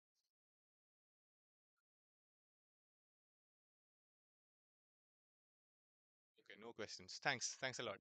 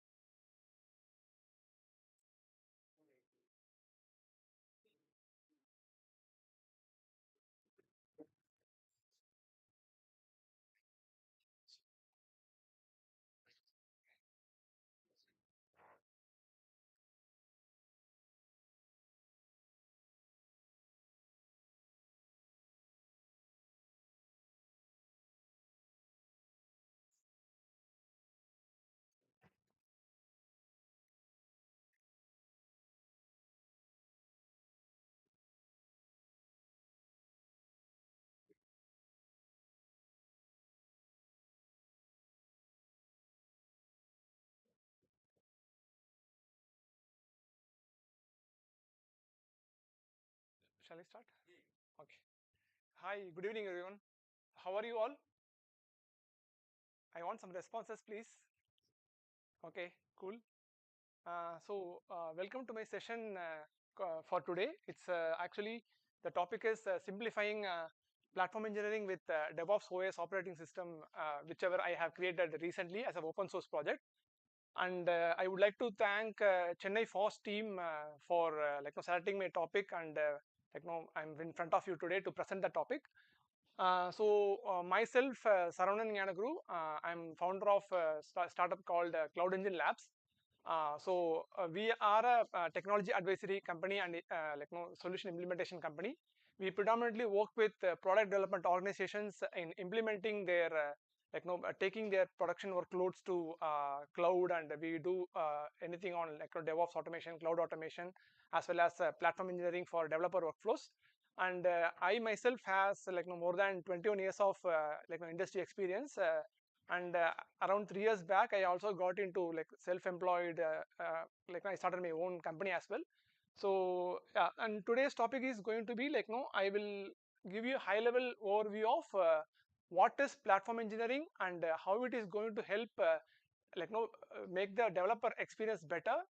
And I will also take you through the DevOps OS open source project I created for the specific purpose of creating the platform engineering work for making the developer experience better, right? Yeah, and gsaranan.dev is my portfolio. You can just go there, and all my social links and GitHub IDs are available there, right? So this is the four things we will cover today. I will talk about the mindset of why DevOps has to be seen as a process, not only just tools, right? And then I'll give you a glimpse of what I have done in the DevOps OS open source project, and then I will make you understand what is CI/CD templatization and how it is getting evolved into platform engineering, and there is a final concept called internal developer portals, right? So I will take you through that with the conceptual knowledge as well as the DevOps OS view of how I have implemented it, right? So this is what I'm going to cover today. So anyone here mostly I wanted to understand the crowd here, how many developers, how many DevOps engineers, cloud engineers, maybe you can just, okay, developers, okay, developers, okay, fine, and DevOps engineers, automation, nice, okay, I have an equal amount of crowd today, okay.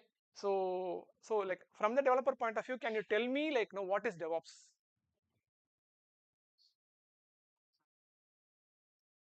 Okay, okay, okay, okay, great, okay, nice. Yeah, so you are almost closer to that answer. I like that. Anyone else, as a from the developer point of view, can you tell me what is DevOps? Anyone? There is no right or wrong answers.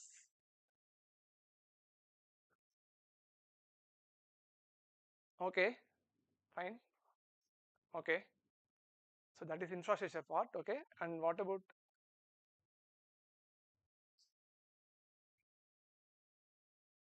Okay, that's right. So yeah, and from DevOps engineers point of view, I would like to understand what is the view of DevOps from your day-to-day experience. Anyone can answer? Yes.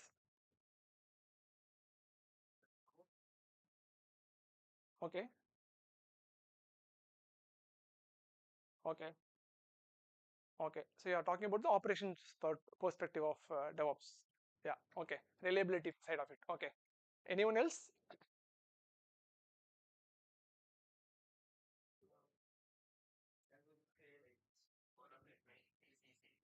Okay. Okay. Okay.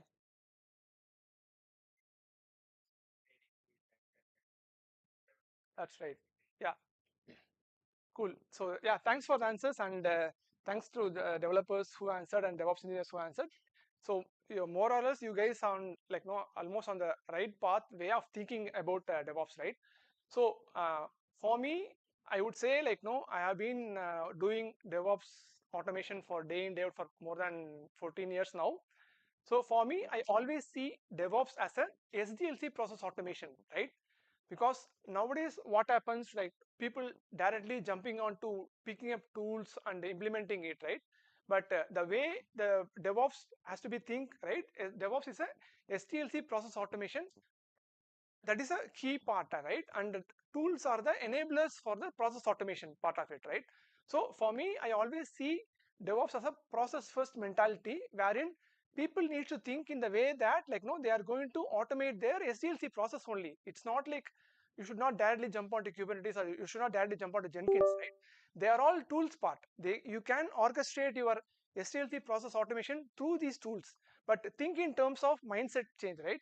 So that's what I mentioned here. Like, DevOps is a workflow system for doing the SDLC. As I mentioned, like, no, code will be moving from idea to production, and DevOps as a process, it automates the analysis, development, build, test, deployment, and observability. That is a key part actually being integrated or automated in the DevOps. And for the plan and analysis, we also have tools like task management tools that can also be integrated with the process, right? Basically like a Jira kind of tools, wherein you can whenever you think about, like, there's a new requirement comes in, and product owner creates a requirement. If it is a UI change, it's not only UI change, UI team only works on it, right? It will be like, no, UX changes will be there, and UI front end team will be working on the change, and then back end team is working on the change. So it will be split into requirements and comes into the table of developer, and then like developer develops it, and then that's when that process of DevOps automation started, wherein it starts from the build process. Whenever the code checks in into the tools, right? That's when the DevOps process comes in.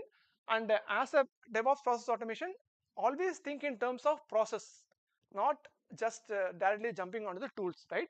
And then comes the approvals and the quality gates and deployment flows. Everything has to be defined as a process, and that should be the SOP, right? Because DevOps, I would say, is an standard operating procedure automation for the software development lifecycle, right?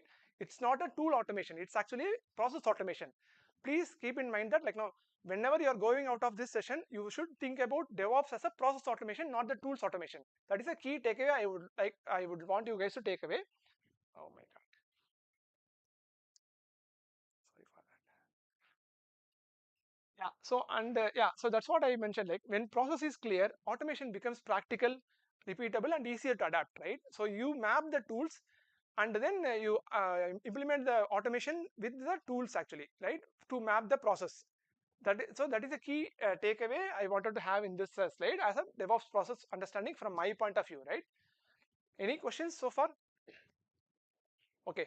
So next is, like, as I mentioned, right? Process is greater than tools for me always, right? Because if you have the stipulated process being defined for your automation, like, be it whenever you are working on any technology stack, right? As a developer, you always think in terms of.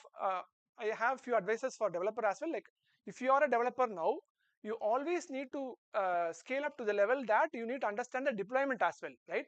Whenever you are studying the deployment, you need to think what is the process you are going to automate in your development cycle, right?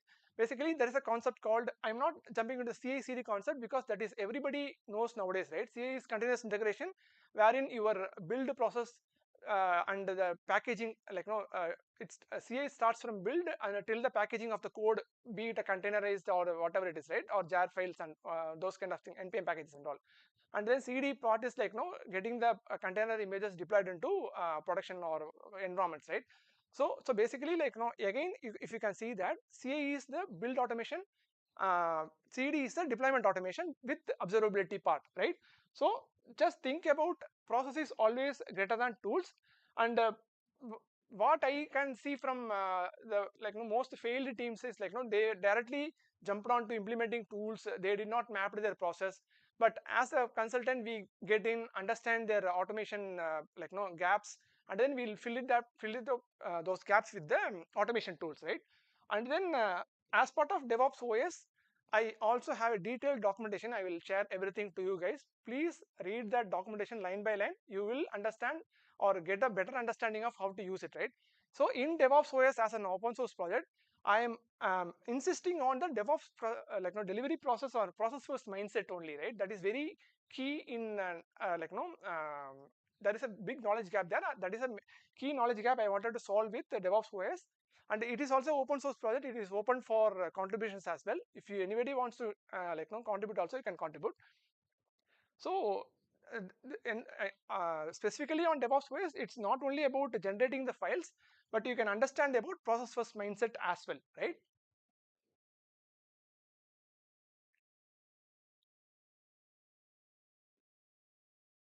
So this is the evolution of DevOps automation from the CI/CD template extension to the platform engineering and then IDP. So what happens in DevOps automation? Can anyone tell? Like, you have a code ready.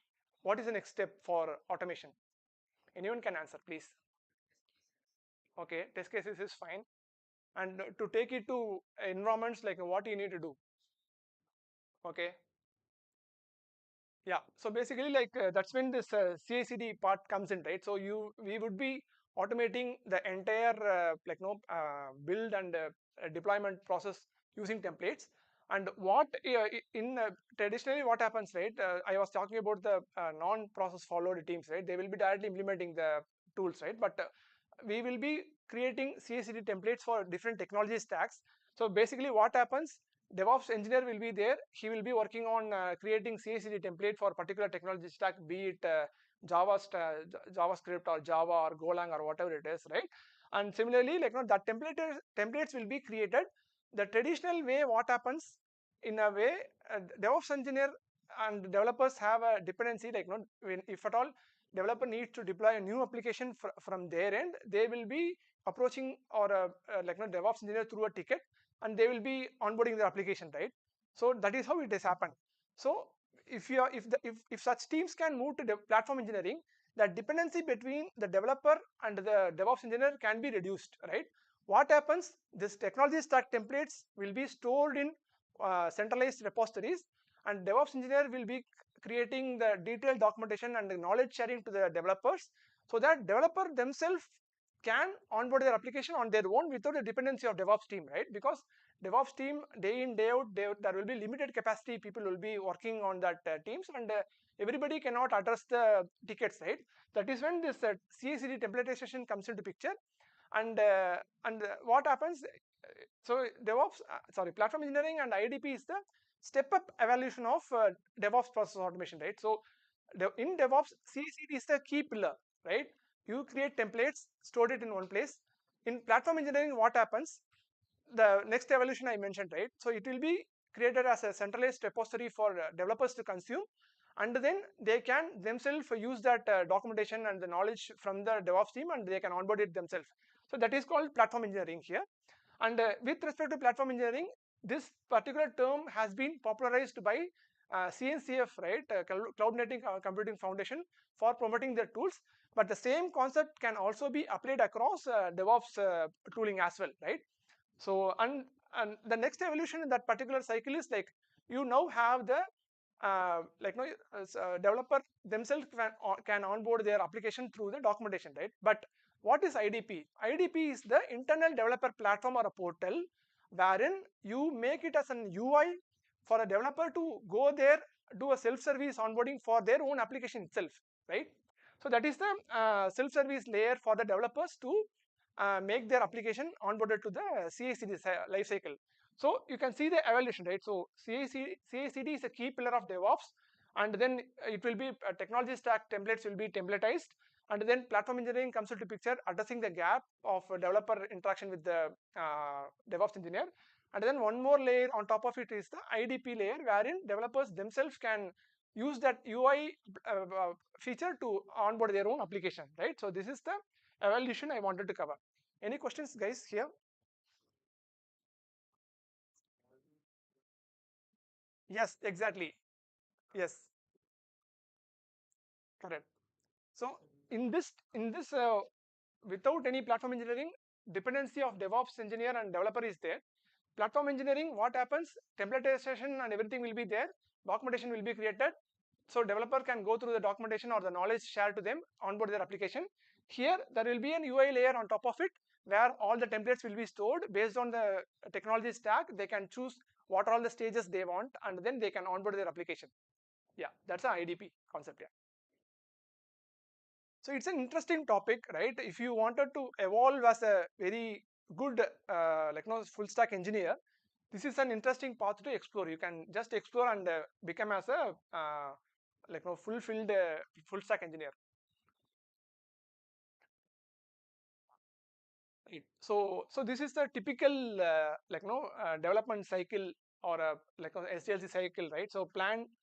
So the whatever the software development happens, it will be planned and analyzed, created as a task, and whatever the tools I mentioned, I have mapped I have created scaffolding in DevOps OS open source project for creating the configurations for these tool sets I have mentioned, right? And everything will be mapped according to the SDLC process automation lifecycle, so that you can understand how you can generate templates for your own purpose, right? So in build and testing, I have integrated with GitHub Actions, GitLab CI, Jenkins, and I also have unit testing frameworks as well. And for build deployment, I'm integrating with I have a facility of generating Kubernetes YAMLs and GitOps configurations and deployment configurations. And in operating and monitoring side, you can generate Prometheus, Grafana, SLO configurations and alerting foundation things for that.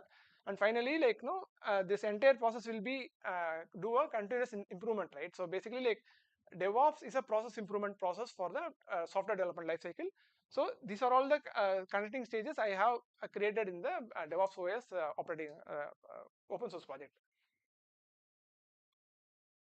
So so basically, I'm just a little bit deep diving on what is templatization, right? So basically, for any product development company, they have a stipulated set of build process and technology stack, right?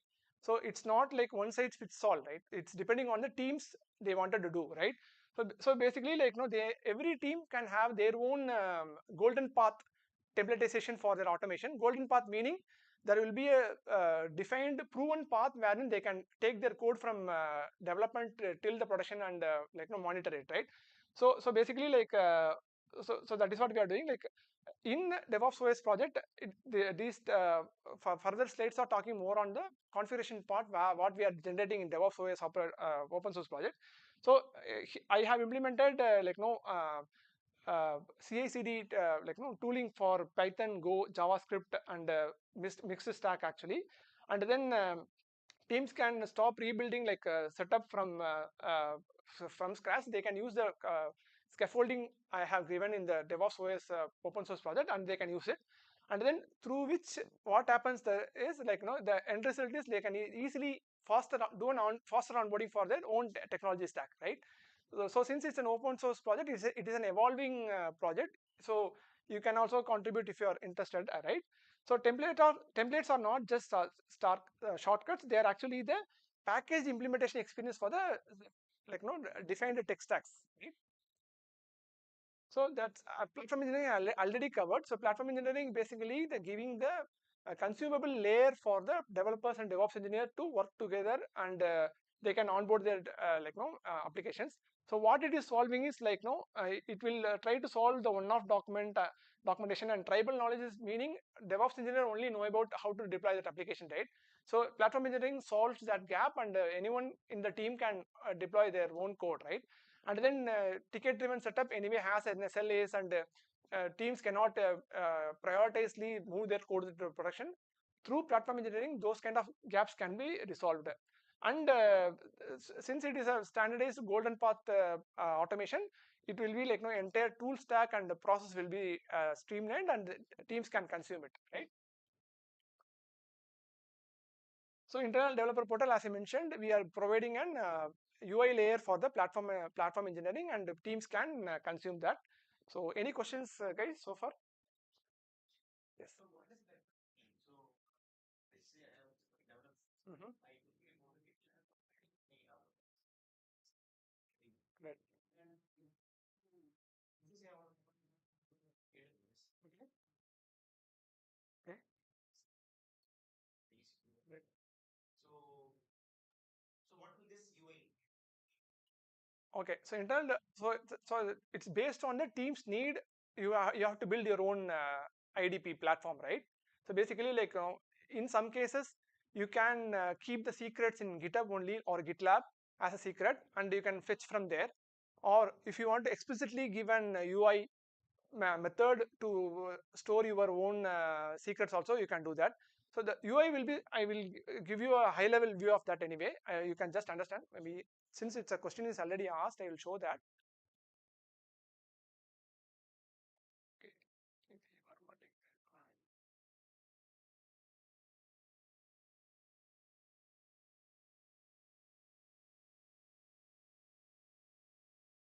So it will be like this, right? So the conceptual diagram is like this. So templates will be there. On top of it, it will be integrated like an IDP UI. You can use your own technology stack, and then it will be linked with either linked with Git, or you can just give the GitHub URL or GitLab URL to onboard your application. And the IDP either can detect its own technology stack method, right? So it can sense the what is the technology stack, and it can give you the recommended templates, right? And then what happens, like you developer will be selecting the templates and then selecting the automation stages like build, deployment, and test. And whenever they click on submit, it will be like that application will integrate your code with Git and fetch the code and run the pipeline, right? That's how it will be. And it will also report the status in the dashboard as well. So currently in this open source project, I haven't implemented it. I have a plans to implement that IDP layer in the upcoming few months actually. Yeah, this project is currently evolving, but this is the high level view of IDP. Thanks for asking the question. Otherwise, I would have forgot this slide. Yeah. And I was talking about the documentation, right? So this is a full documentation I have, right? So if you can go through each and everything, you can understand like what is this DevOps OS can do, right, for you, how to start and how to create the scaffolding templates and everything is there, right? Yeah, I think I almost completed my thing.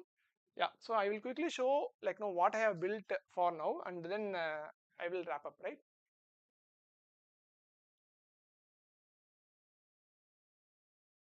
So before that, I'll just go through the documentation part.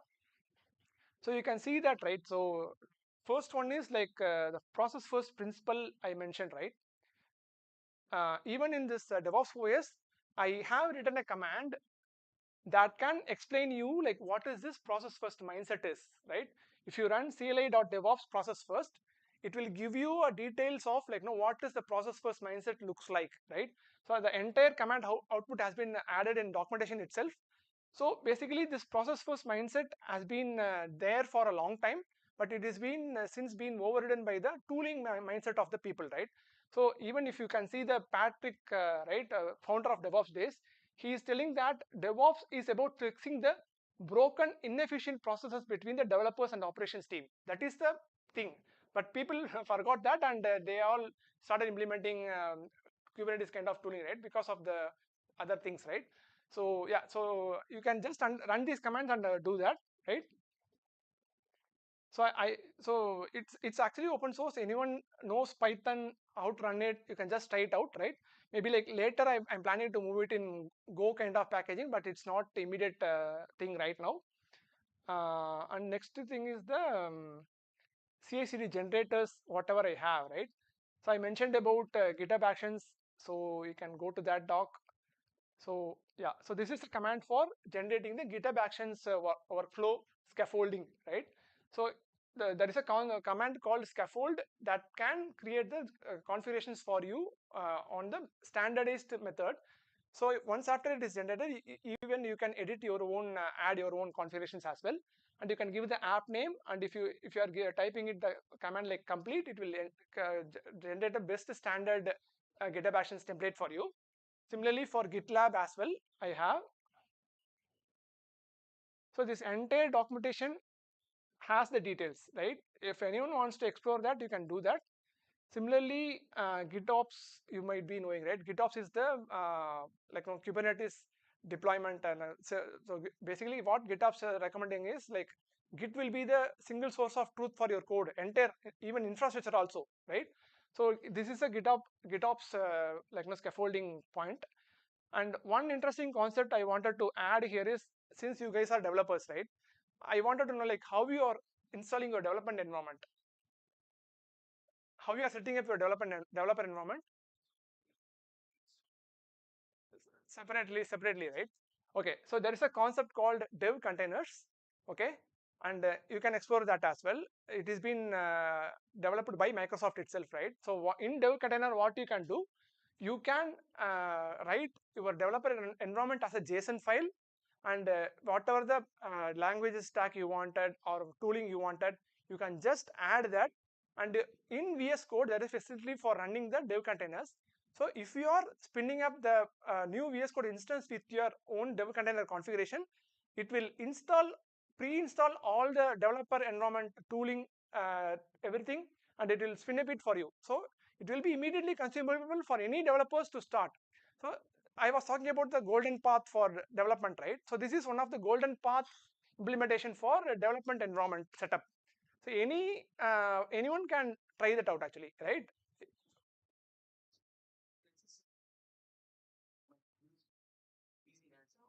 Okay. Okay.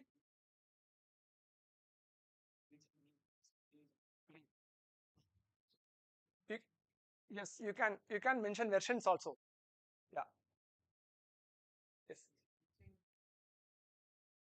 Yes.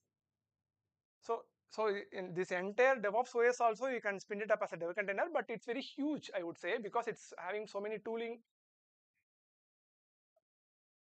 This one, right? No, it will not. It will only generate the dev container configuration. JSON file it will generate. Right here, I have given Python Go technology stack related build tools, and then I'm using giving few examples of Docker, kubectl, and Helm for deployment. And for Kubernetes, I'm installing these tools for the support, and it will generate the dev container in the particular home directory's dev container folder. Otherwise, you can also I have also added the option to provide the custom folder as well name. So what it will do, it will create the folder and put all your configurations there. And one other important feature in this project is I have also created an MCP server out of it. Okay, you can install this entire package as an MCP, and you can add that path inside your claude.md or codex or GitHub Copilot, and when you spin up that MCP server, it will take up all your all this DevOps OS capability into the AI model also. So what happens, the traditional AI model, it may not be having the knowledge of process first or like no scaffolding and all, right? Here it will be embedded with the AI knowledge, LLM knowledge, plus the DevOps OS operating system open source knowledge as well, right? So that is how it is. I will quickly jump on to the part of it.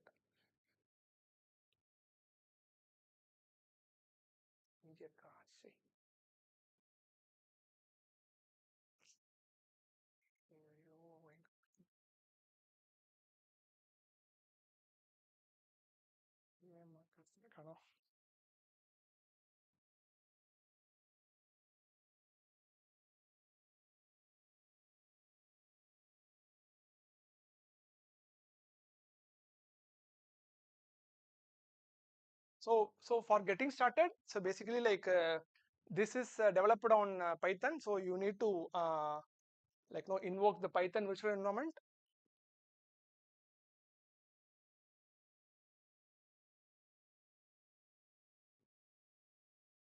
Okay, and run pip install -rcli.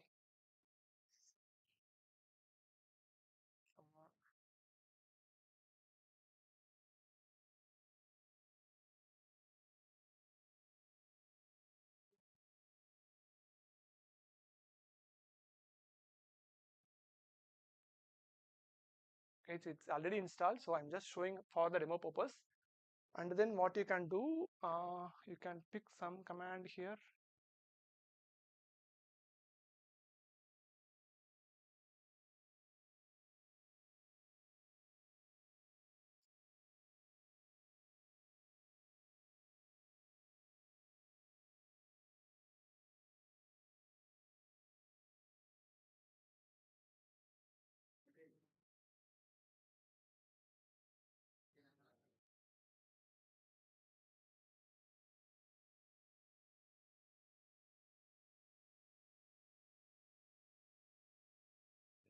So as I mentioned, that entire thing will be shown here. It is also added in the documentation as well.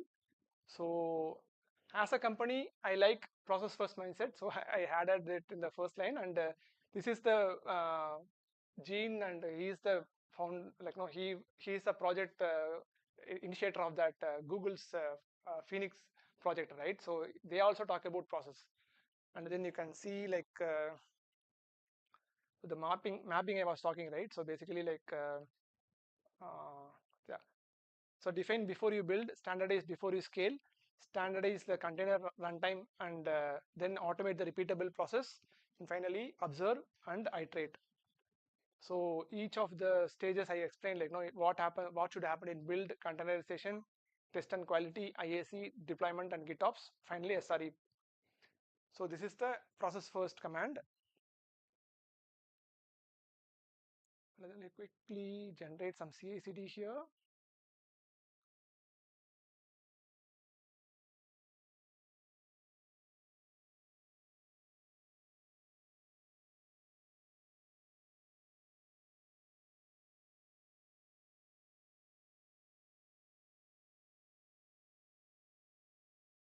So I have tried out the GitLab YAML with the complete configuration for the application called my app, and the language is Python, and it has generated file in the gitlab.yaml. Let's see like what is there.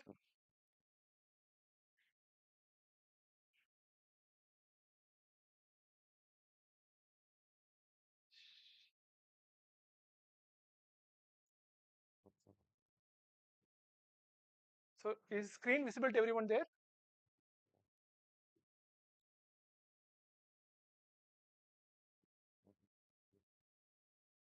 So this is the GitLab YAML. Okay, so it has build a test variable, build the stage with the definition, testing, because we have generated complete scaffolding, right? So it will have testing and containerization as well. It will be there. I think it's not there. Okay, so this is the configuration for GitLab. Similarly, we can try it out for other things as well.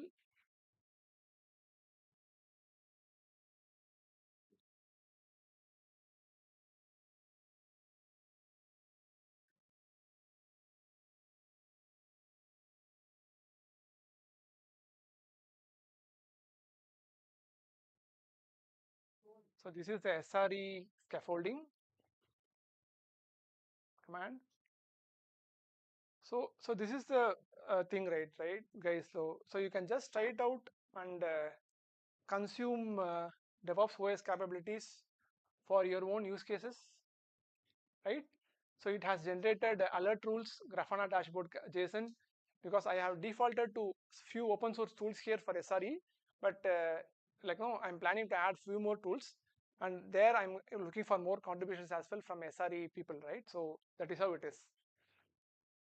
So any questions, guys? I think I'm done with my presentation for today, and I will share this link to everyone here so that you can make use of this. So these are the key takeaways, right? So always think in terms of process first mindset when it comes to DevOps. Please come out of that tooling mindset, and then templates helps to standardize your golden path automation for your own technology stack. And platform engineering is about reusing your own technology stack templates and make it easily consumable for developer, right? And finally, like DevOps OS as a project, you can consume it for your own scaffolding capabilities for your own teams, right? So yeah, thanks once again to Chennai Foss team for having me today, and thanks for the wonderful audience. Any questions, guys? They told 5 more minutes, so if you have any questions, you can let me know. So what is the takeaway, guys? Anyone? Just quickly, what you have taken, grasped from this session? Just quickly, just 1 or 2 words at least. What is staying in your mind? Cool. That is what I wanted. I'm succeeded. Anyone else?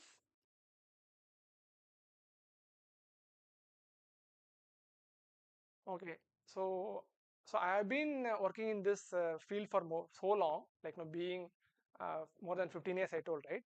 And because of the advancement in LLM, DevOps, like other technology stack, right? DevOps code generation also become very easy and cheap now, right? And there is nothing to hide. And these are all from my own use cases. I was doing it like an solutioning for teams, right?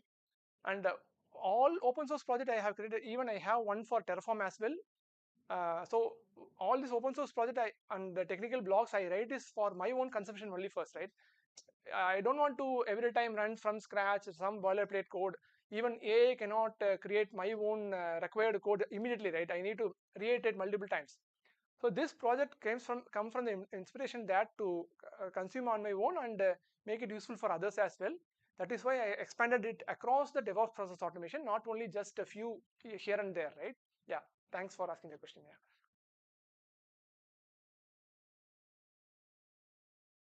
Correct. Correct.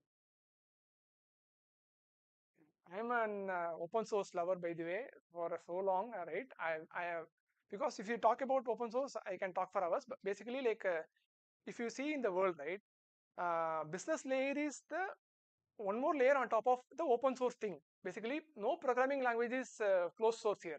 Every programming language is free, right? So that is how I see DevOps as well. DevOps is free for everybody. And since LLM got trained in DevOps in the past 10 years, DevOps as a technology also evolved from open source only. If you see any DevOps tools, nothing is being hidden. But there will be a business layer on top of OSS that is actually fine. And only whoever willing to pay for that, they can use it like an enterprise version, right? But the basic version of open source, like even Frappe also like built from the open source and like no, it's like that, right? So yeah, so I like to give and like no, if you are willing to give, you can get more back from the community, right? So yeah, yeah, thank you. Okay.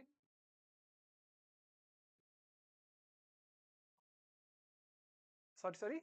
So so here I haven't like added that part of I will not take anything from your repo. For your own repo, you can generate based on the technology stack, you can generate the configuration, right?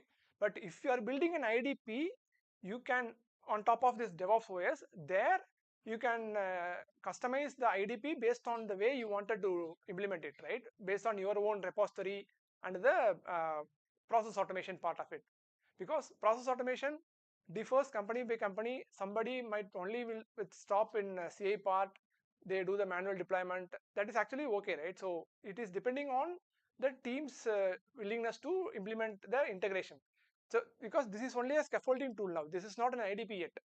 But if I am implementing an IDP, at that time I might be implementing like no, it will detect like no, I will ask for what is a process you wanted to automate there. So that is a separate thing, right? Yeah. No, this is purely no LLM integration. It's an offline repository, right? Even like it can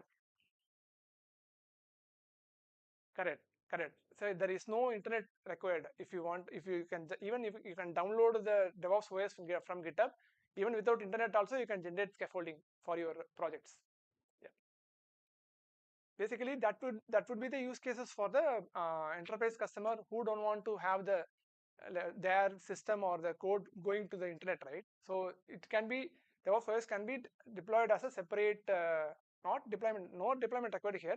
Basically, like you can use it independently without any internet connection. Actually, yeah. Any more questions, guys?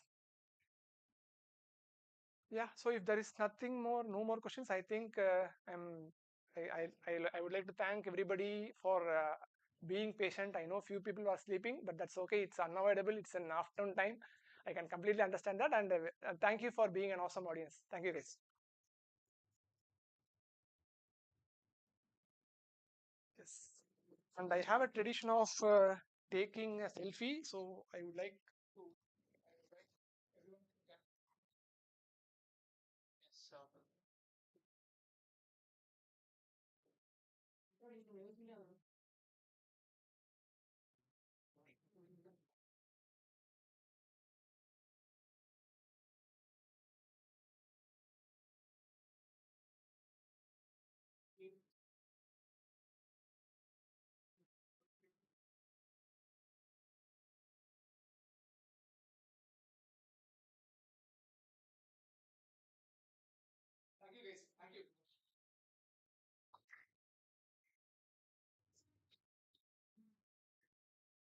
Thank you, sir.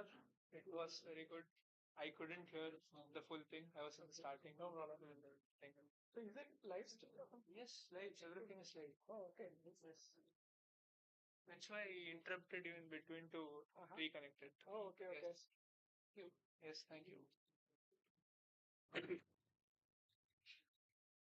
Next, we'll be having a lightning talk from Vara. Please. Did I pronounce it correctly? Vara. Varaprasad. Varaprasad. Okay. Yeah, yeah. First right one. Yes. Yeah. Look on my surname.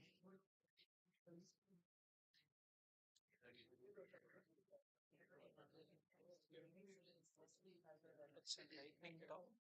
So you will have 15 minutes. Yeah, okay. Not issue.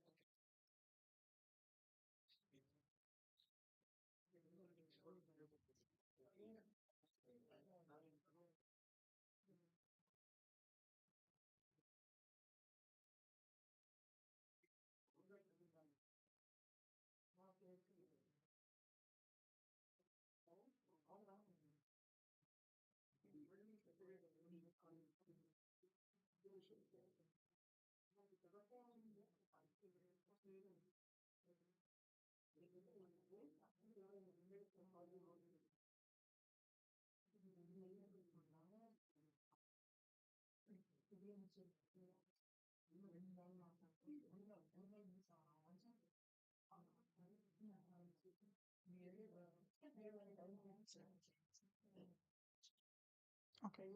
Could you please? Hi. Hi. Hello. Keep it. Keep it here. Chudakarta.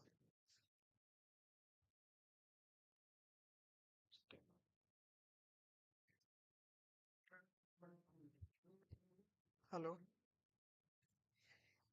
Okay. Hmm? Oh, okay. How I can slide? Yeah. Here. Wait, I'll turn it.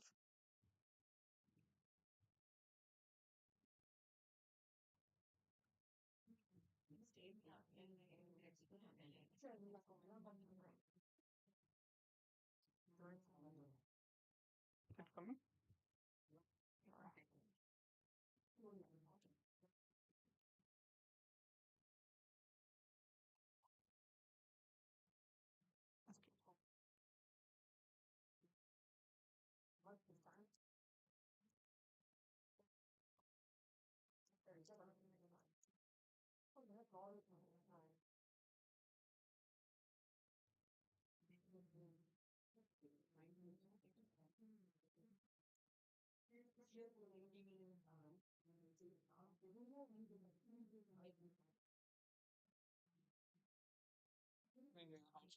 It's my hotspot.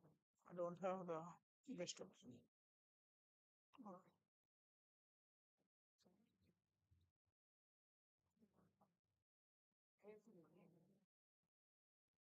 It's phased right? It's fading now. Okay. No, the camera permission. No need. Just screenshot.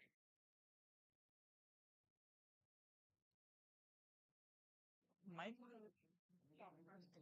Yeah, when not record. I can just mute it. Yeah. Vara. Varun నా పేరు వరుణ్ ప్రసాద్ కదరా full పేరు పెట్టాను ఇక్కడ పొడలానే போடல best சரி I don't get you என்ன வேணாலும் உங்க போட் லைக் என்ன பேர் வேணாலும் நீங்க போடலாம் அது பிரச்சனை இல்லை okay so you can just screen share it however you want share region I mean and it is full screen because I'll show demo also okay sure do full virtual screen no?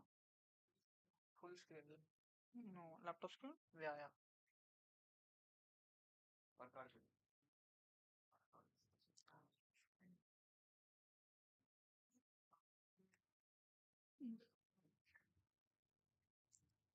good afternoon guys hello My voice is audible to all.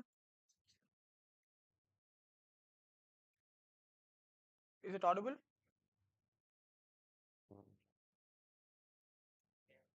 Okay.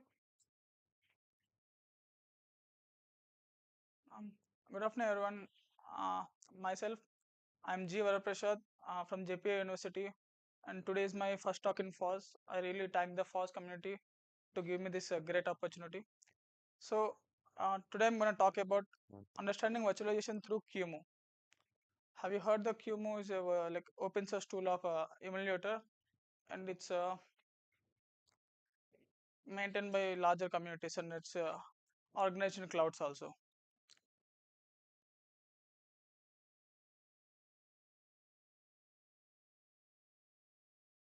So, like, all you have used VirtualBox or VMware. Fine. See, in that VirtualBox and VMware, you have just need to put some input value and click the few GUI buttons. Then you can start your OS.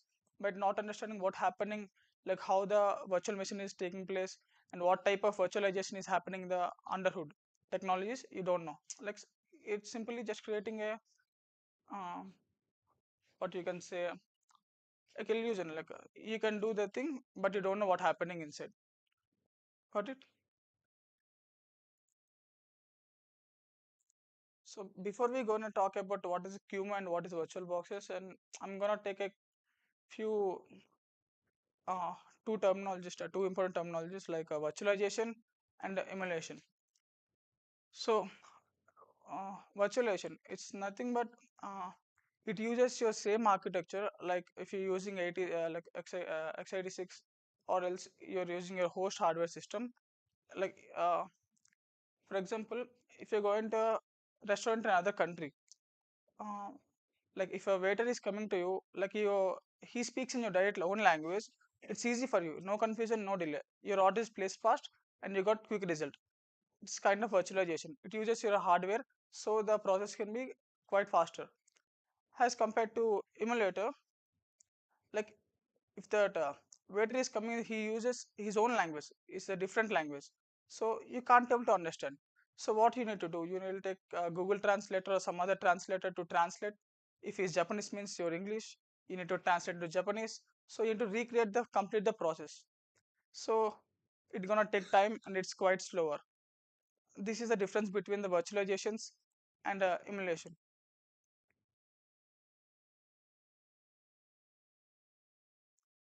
Now we came at what is a QEMU. Actually, it's an open source tool which is developed by a French programmer called Fabric Belden, and it is released in 2003. And it is created by first using only quick emulator, and then the community has uh, improved the tool into like virtualization also. So its license is GPL license, general public license, as you know, is a quite good license in open source. And you can use to like this QEMU you can use in your own terminal, and you can run multiple OSs, FreeBSD and Linux and Windows too. And it uses KVM, like kernel module, so it can directly interact with the hardware, like type 1 hypervisor, hypervisor. See how the QEMU works. Like it's a flowchart. First, it's gonna create a virtual disk, and then it's gonna load your OSs, and it's gonna choose a mode. Like it has two modes. I already told it's a virtualization emulator. Like it's gonna enable KVM to interact with type 1 hypervisor, so it can directly interact with the hardware, and it's gonna do process fast. If it doesn't enable the KVM, like it's gonna take completely recreate your like system instructions. It's gonna take slow. It's gonna time taking process. And finally, it can run on your guest OS. Like see, the host OS is what is your like if you have a laptop or a PC, you're running Windows. That is your host OS. And if you are guest OS is different under like hypervisor. You use hypervisor like QEMU, and you're gonna run VM in that. That VM you used to like the term you used to call guest OS. This quite usually terms you'll use in the virtualization and server sides. Actually, in QEMU, while creating, we have two key tools like QEMU image and QEMU system. The QEMU image used to create a virtual images like with memory and CPU, and QEMU system is used to run the systems like your OS or some other processes.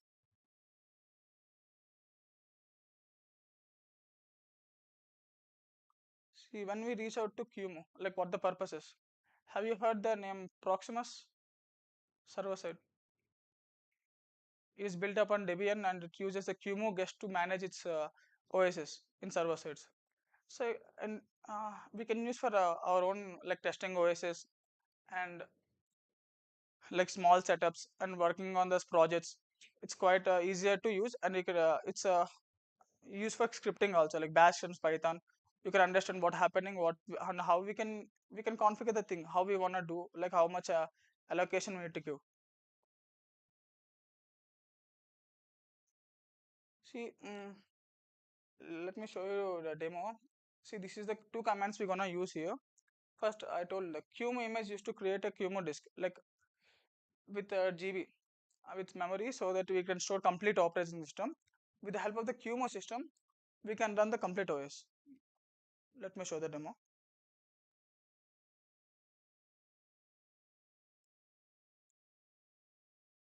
See, I already have the created some virtual disk. See here parrot.qow2, and I have script.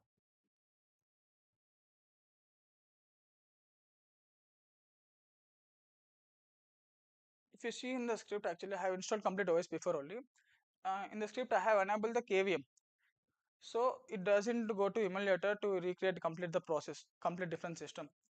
And I have created what the memory, like 4 GB memory, and CPU, dual CPU, and display and everything, and the file system, like a file path from where it gonna access.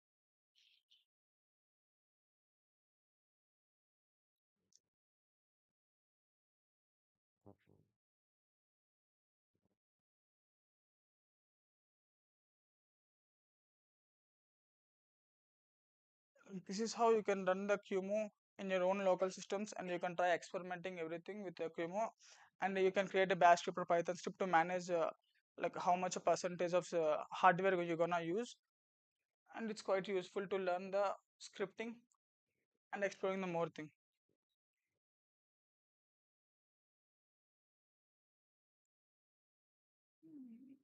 Here in the topic, the key takeaways like virtualization, it's gonna run on your hardware, and emulator is gonna recreate your hardware.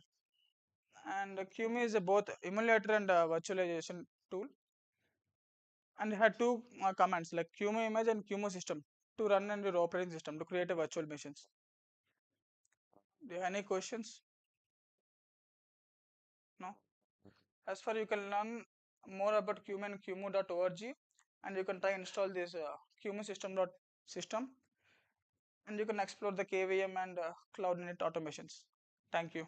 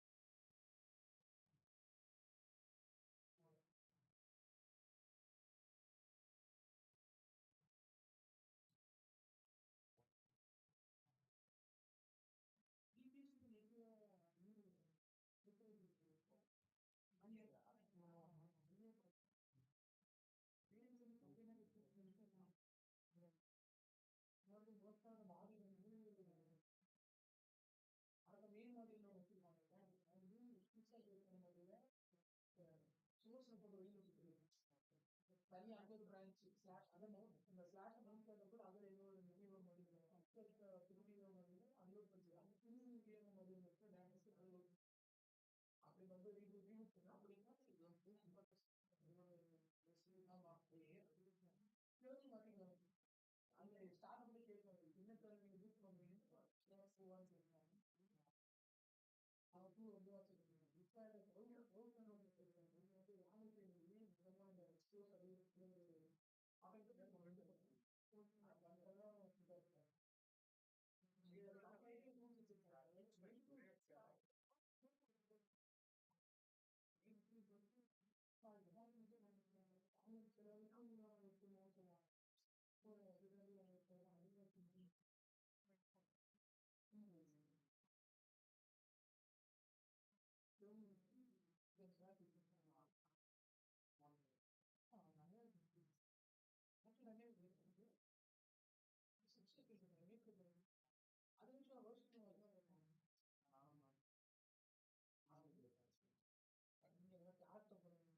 அவனுக்கு ரெண்டு அது நிமிஷம் ரோஷன் அந்த date செய்யணும் date பார்க்கணும் சாதாரண date ticket வேற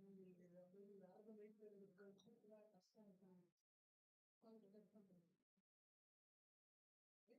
sports உங்களுக்கு வந்து எந்த ஸ்போர்ட்ஸ் பற்றி மாடல் சொல்லுங்க என்னென்ன ஆன்லைன் ஸோ இது வந்து கரண்ட் ஸ்கேன் எடுத்துட்டாலே அசைன் ஆகிட்டாங்க ஆனால் அன்மெயின்டைன் நமக்கு அதை மட்டும் எந்த பொறுத்து இன்ஸ்டாலும் ட்ராக்ஷன் ஆகுது even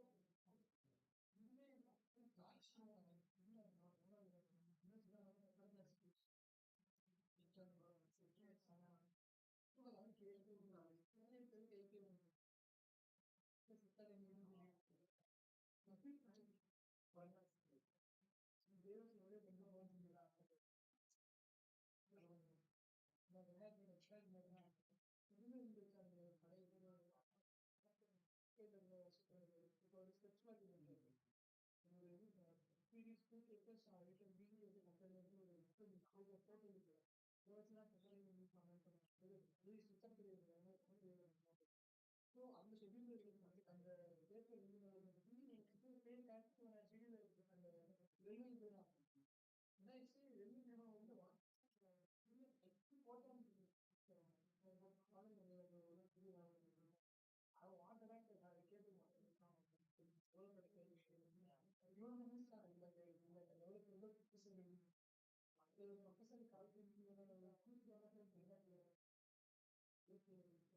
I want that I get it. You don't understand